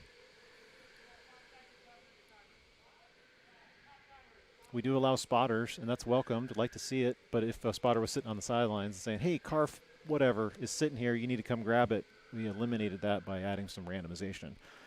Now, they could have a car they like just sitting there that they have a chance of grabbing. They might still do that, but it's not guaranteed.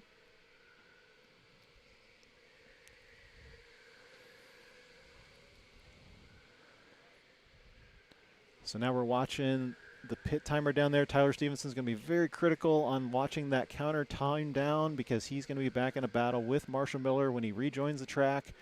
That's going to be the battle for those upper spots. Jensen's able to go wide out of turn 5 and Anthony hit dives the down the inside, Man. pushes him just a little bit, but Jensen's got him back. That'll Now. give Anthony the advantage into one. They go side by side. And then through. Wow. there's the number 3 driver who's going to win as they go 3 wide into the carousel. Wow. Gavin Patterson, the big winner of that, gaining 2 positions in 1 lap. Yeah, Gavin just saw that opportunity. He took it coming into turn 1. He was on the outside, did not have the advantage, but he saw a gap. He took it at a tight turn. What a great testament to the professionalism of these drivers going 3 wide back there. Giving each other just enough space to keep the racing clean. Free Willy Goss did catch that. That was a great move by Gavin. We've seen that hardly ever, but when it does happen, it usually doesn't end well. So, unfortunately, Jensen is the loser on that one, but the race still has 21 minutes to go. Yep, Gavin does have some track space, clear track space ahead of him, so we'll see if he's able to pull a gap or if Anthony's just going to Anthony goes he dive bombs the inside of the carousel and is able to get that position back. Boosting out of 1 is a good place to do it, and Jensen Jan is going to look down the inside again, but nope, going to be held off by Gavin closing him off. Great move by Anthony around the carousel. Here's an on board with Gavin, trying to get that footwork, technique down. Timing of the throttle, very critical here as you let off, kind of hold the line, get back in the throttle right there as push through the corners.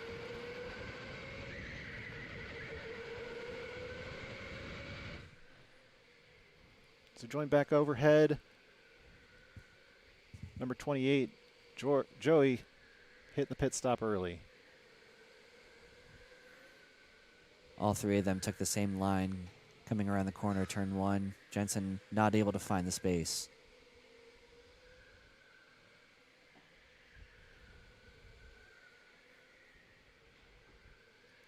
All three basically teammates, but not tonight. Not tonight. It's every man for oneself. After these rounds are over, then they'll join forces, but tonight it's you in a single seat.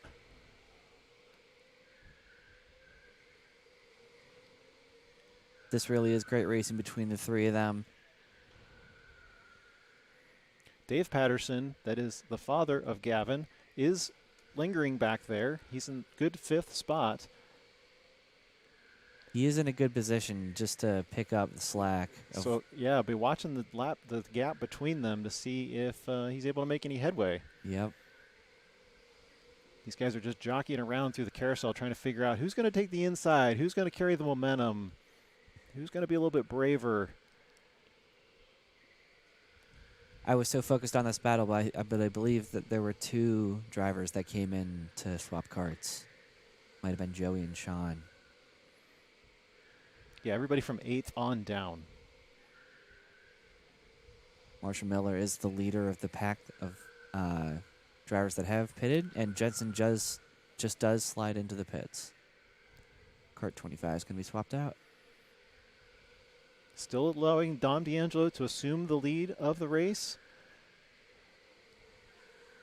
That's what the term is. I've been trying to think of what it is. It's not like a tentative leader, provisional leader. Oh, our pit guy is not on the camera. Sorry, yeah, I was slacking. Let me take it down for you. Oh, sorry. Gavin's going to hit the pits too. So, I'm going to give Anthony Orowski all kinds of breathing room there. You can stay with him on track. That's okay. We can follow Tyler Stevenson, see what he's up to. Who is that just ahead of him? Is that Sean Richards in the number 8? It is. Marshall is on the bottom of that shot, so look for that. There he goes, the timing line, and then right there is the gap between Tyler Stevenson and Marshall Miller. Good move on Tyler. Inside. Y'all set up there for the pit cam? Yeah, here I am. All right, now. here we We're go. good. I have my... Guy trying, is that Jensen trying to move past the blue line down there? Yeah, looks like Trying it. to cheat. And Jensen's off. I can say that because he knows I'm kidding. Is he a rule follower? Yeah, he is. One of the most level-headed young drivers I've seen. Obviously, Gavin is too. He's pretty soft-spoken, but there's a lot of the similarities between these two kids. Yeah. But yeah, he just buckles down and focuses. That's all we have in the pits for the moment. All right, so we'll be seeing how this cycles through, and you've got Jensen and Gavin back there behind the blue man. Tyler Stevenson has basically made up his spots. Jensen and Gavin already battling after they come out of the pit. That'll be Dom D'Angelo hitting the pit stop in the upper right.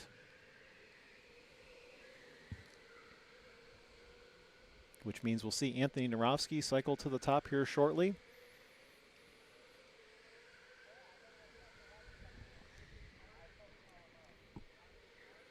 Sometimes these A-main races seem to go so fast. We are almost to the halfway mark.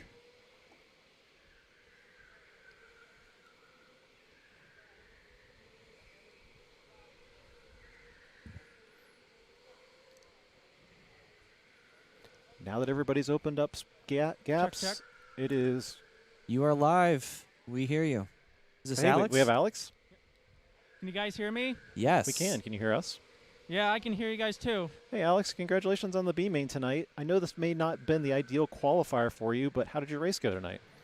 Well, I don't know if it could have gone any better. It went about as well as it could have gone. Just qualified first and felt like it pretty much just dominated the race.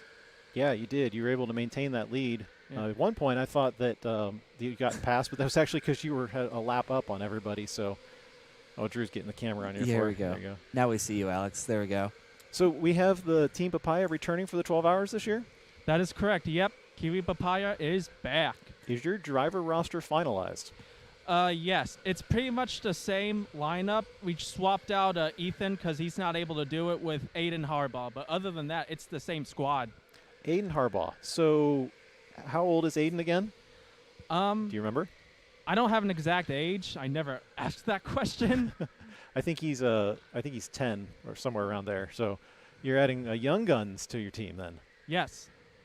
And so what are you thinking going into this race after running the 6 hours? Do you guys have different strategies? Not a whole lot of strategy. I think our strategy is still going to try to extend the stint as long as possible. Just try not to kill the battery like we did in the 6 hour in that one stint, even though we just came up one lap short. But sometimes you just got to take some risk, and that one didn't work out, sadly. Yeah, those little tiny mistakes do have big, significant impacts on endurance races like that. So, yeah. Well, and I understand that the field's going to be, I think, a little more competitive. So if we were to screw up like that again, it's going to cost us big time. So I'm going to be all over my team telling them that we cannot do that again. That's right. Battery strategy, battery telemetry all day. And don't let them slack at any point during that 12 hours. Yes. All right, any other comments for your fans before we head out? Just thanks for tuning in and cheering me on. I know December wasn't the greatest month for me on track, but I think we're starting to rebound a little bit, and hopefully we can make the aim next time. I missed out by literally 100th, so it's so it close. was so close. Very close, yeah. Yeah, A-main was Yeah, I super feel like close. the field altogether is just getting more competitive. Yeah, it is. So, which All right. is a good thing, obviously, but For sure. yeah. As we're watching the battle on track now, we'll let you go. Alex, thanks for joining us from Team Papaya, and we wish you luck on the next round. We'll probably see you next week. Thank you, guys. Appreciate it. Alrighty, so yeah, we do have 2 more carts coming to the pits. Katie Wise as well as Anthony Narofsky. So PJ is the last one to stay out on his original cart. As we have watched this battle shape up on track between Dom D'Angelo and Tyler Stevenson. And as a quick confirmation for that new addition to the Kiwi Papaya team, Aiden is 11 years old, not 10. Sorry, Aiden. It's close. He's working on 11 and a half. 11. So by the timing, Marshall Miller does have a good gap on these guys, but this is the battle right here between essentially second, third, until everyone completes pit cycles. This is Dominic D'Angelo and Tyler Stevenson. A lot of fierce competition. Dominic is, building a gap very slowly.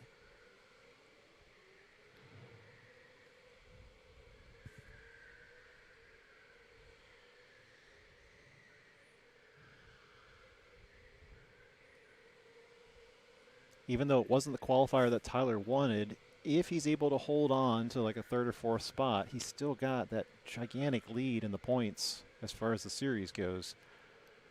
Mm-hmm. And if for some reason this is his lowest scoring one and he comes all 7 rounds, this could potentially be his drop round. Right. You know, if he wins 6 rounds and then finishes wherever here. But he's definitely not done yet. Head down, setting his sights. Out of all of the endurance seasons that we've completed so far, have you seen a driver that has had to give up points from like their lowest, even though all of them were good points? Yeah, we have drivers who compete in every single round. Yeah. And they end up dropping around. So Gotcha. Swing over right in front of you, Zach. Right there. We got Marshall coming across the line. Yep. And I think There that we was go. PJ in front. Correct. So PJ is holding out in his original cart 12. He's still 43 laps deep. Marshall following closely behind. The champion endurance racer right here. Never missed a round. Once PJ does pit, he started 12th. It's hard for me to... Yeah, you'd think by now I would know the pit deltas, but I don't. Nope. I mean, it's 75 seconds, but you got to add in the slowdown and Yep. the acceleration, so you're potentially looking at 80 seconds, somewhere in there. Yep. The idea with the pit stop timer was to try to offset people so they didn't come out in exact same position as what they went in as. So while PJ continues to lead the field before his pit stop, we're watching the gaps now. Second, third, and fourth. We'll bring them into the shot. And There's here comes PJ. PJ. Yep. All right, so now it's going to be up to these three guys to see what they can do in the last 10 minutes.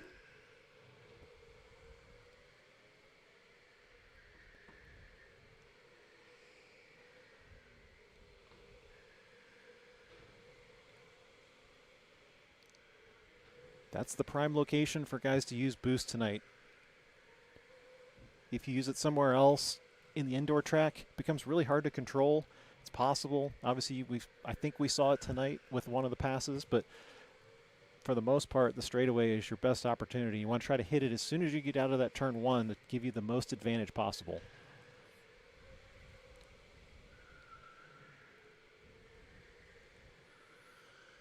Oh, Tyler, unusual little mistake there, pitching sideways.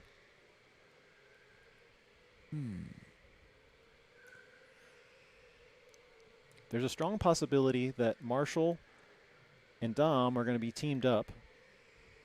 Rumor has it they might be looking for another driver on their team. I'm not sure. That's just the rumor mill. Just for the 12-hour. But right now you're looking at first and second spots being teammates, followed by Tyler, Anthony, Jensen, and Gavin being on the other team. So get used to these helmets. You're going to be seeing these guys quite a bit. That'll be a tough team to beat.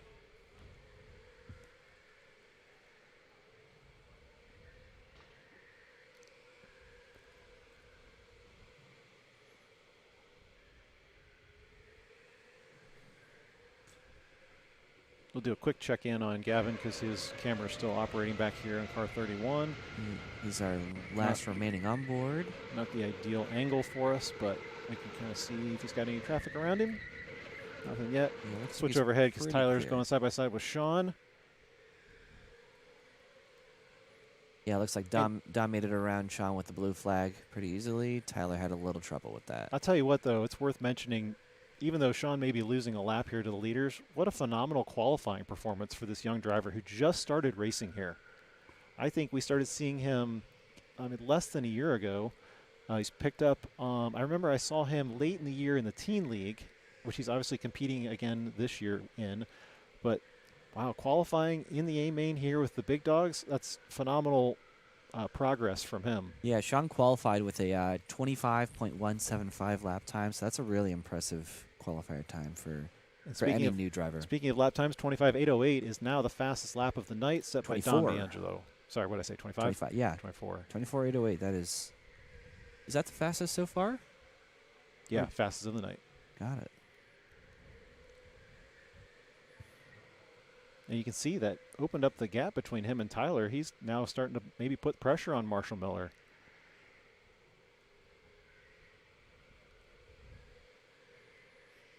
Yep, the gap between first and second is razor thin. Dominic has been able to step on the gas, get very close. So we'll see. Just slowly chipping away at that gap time. Interesting. Dom hitting the brake light back there. Going into the carousel? Into the carousel, yeah. Wow. Not typical, but maybe he's just settling the car. Could be let off the throttle just a little bit late, and he needed to add the brake to kind of settle. Let's see if he does the same thing this time around. Yeah, he is dragging that brake.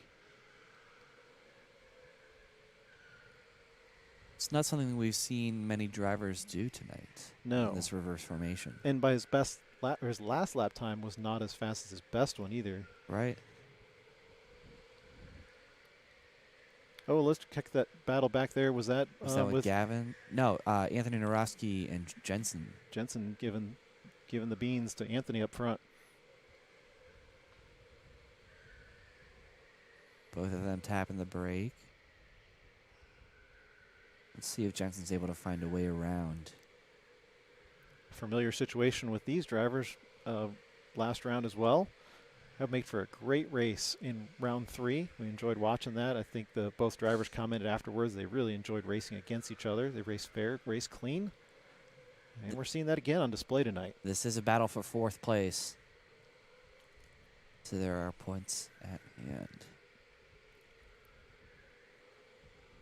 Jensen did qualify second in this race, so he has lost 3 positions, but he's slowly trying to make his way back. And it was so close to Marshall. Yeah. It was a thousandth or a couple of thousandths off Right. of Marshall's pole position. So Jensen's had a great pace tonight. I'm sure he would love nothing more than try to get by Anthony Narowski on this. Get that spot back from him.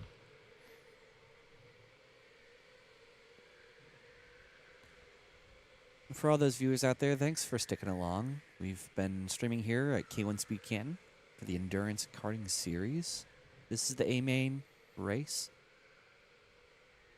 Marshall Miller leads us, followed by Dominic D'Angelo, Tyler Stevenson, and then we're watching here this battle between Anthony Narowski and Jensen Chanda. This is Marshall Miller's return to endurance racing. After the incident and controversy of the 12 hours last year, now getting back into racing form. Marshall seemed to have picked up right where he left off. Absolutely. And we were really interested to see how that played out. But you can see in race fashion, race pace, he's still just a nick above. Yep. I was watching some of the lap times from Tyler Stevenson, and they're not as dominating as he's been in the standard direction. Obviously, we're changing direction, and Jensen, no, not going to have enough room for a pass on that. But man, they are following very closely behind each other. Jensen's just not able to find that spot. Anthony's closing every door that he can.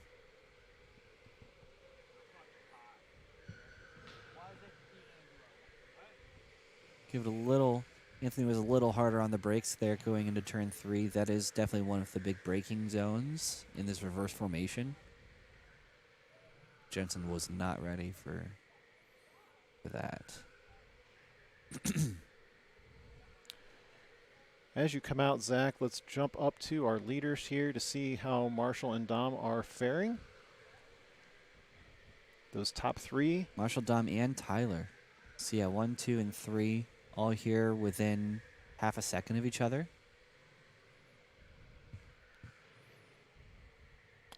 Gap is closed ever so slightly to Marshall, but not within striking distance yet. Not quite yet. I'd be curious to see how many boosts they have left, if any. Unless they're saving them. Marshall goes purple with a 24.7. Previous time was an 8:08. Now we're dropping 7:24. Pressure's on. He's got Katie Wise in front of him. See if he's able to get around lap traffic easily, or if Katie the bull is going to give him a hard time. Katie the blocker tonight. Yeah. Oh, she is going to run a little wide in the carousel, give him room. Ooh, good. Little tap on from behind, but that's going to allow Dom to kind of squeeze in a little bit. It's going to put her in the middle, and she's going to wave him by, trying to impede their race. All right, Katie, we got Dom behind you now. She will point him to the left. He doesn't take it. She's getting blue flag, but she understands she's doing the right thing. He just didn't seize the opportunity. So there you go.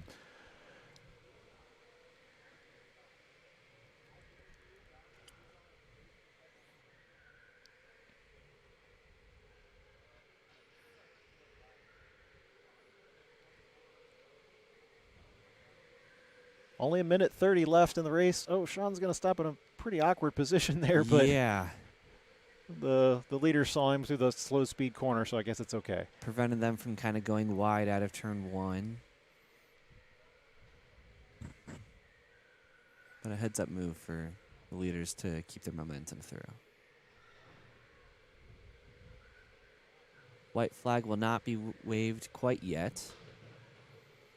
Next lap, it sure will be. Tyler Stevenson's going to sneak his way through there. Make a clean pass from Katie. Marshall's coming up now on Giovanni Blackerby.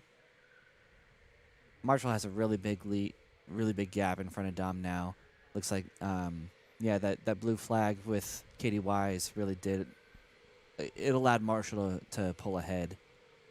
Giovanni goes wide. Super wide. I think that was white flag last time by. So Marshall Miller with good distance to second place, Dom D'Angelo, and also another gap back to Tyler Stevenson in his return back to the Endurance Series. will round one more corner. And he will take the checkered flag in round number 4, season 7. Congratulations to Marshall. His entrance back into endurance racing, picking up right where he left off. A full 1.5 second gap there to Dom DeAngelo as they battled lap traffic there at the end. Complete dominance in this A main race. Jensen Janda finishing with a top 5 after finishing second, and Dom DeAngelo moving up a spot, starting third into second. What we looking at, Zach? Yeah, let's see some of these reactions post-race. There it is. Big hug between Dominic DeAngelo and There's the Marshall teammates. Miller. Good buds. Looking to make a comeback this year in the 12 hours. Great racing between those two. Not that there was much competition because Marshall really had the lead the entire time.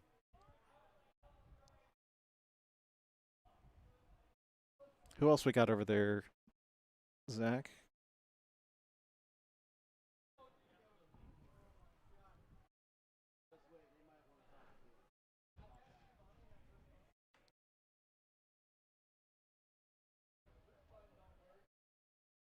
Couple fist bumps all around between the Team Young Guns there in the center of your frame. Right.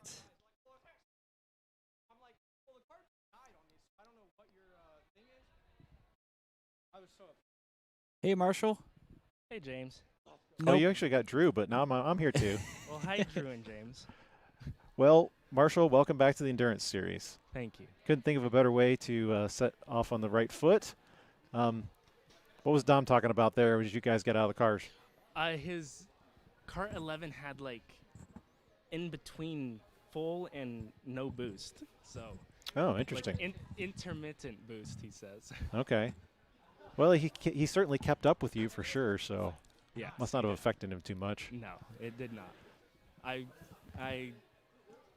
didn't deal with the same thing, but I pitted because I didn't really like 32. So that's what you have to do is you just have to take a shot to see if the next kart's better and, well, not better, but see if you like it more. So this was the first time you've run the more powerful boost, isn't it? The more powerful boost, yes. Yeah. And what'd you think? It was fun. It was fun. Like the 3 seconds is perfect. It's not too long. I can boost from 5 to 4 and then 4 to 3. Perfect. Okay. And it's good. I like it. So you are doing the boost strategy in other corners besides just the carousel out of 1. Yeah, I do it in the carousel out of 1, out of 5, and out of 4. Well, congratulations tonight. Thank you. Who else we got around there? Somebody want to talk to us We have as we close up? I think that's Jensen. You want to talk to Dom? No. No? Okay. Who do you guys want to talk to? Pick. Dom's feeling shy tonight. When is he not shy? How about Sean? Sean's right behind you, right there to your left. Does Sean want to talk to us? Let's see. Just say Sean. He's in the red. Yeah. Hello? No, this is not a press conference. You didn't do bad at all. We were talking about how good you've done.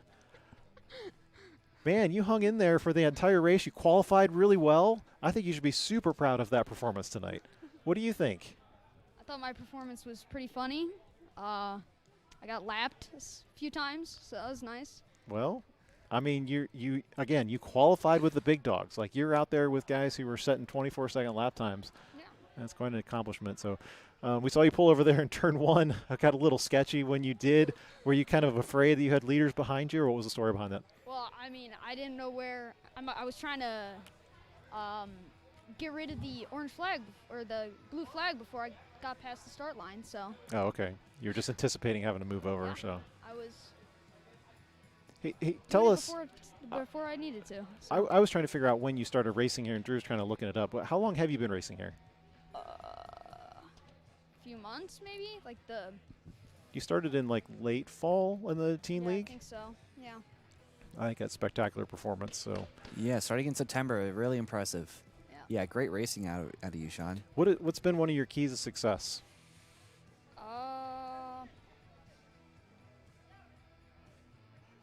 Really don't know. Just practice. Yeah, I mean, practice makes perfect, but not quite perfect yet. far from it. So Well, again, I think it's a great performance tonight. So congratulations, and we'll hopefully see you next weekend. yeah, maybe. Okay. Well, if we have the opportunity, make sure you sign up, and we'll look forward to seeing you. All right. Thanks, Sean. It's up to you who you want to give it to. I think we've exhausted the drivers who want to talk to us. So. So that finishes it up for us tonight. Drew, thanks for stepping in tonight. We'll James, have you're our welcome. we'll have our Mon back as race director, Thank and goodness. hopefully we'll have you guys back as well. So Sounds like a plan to me.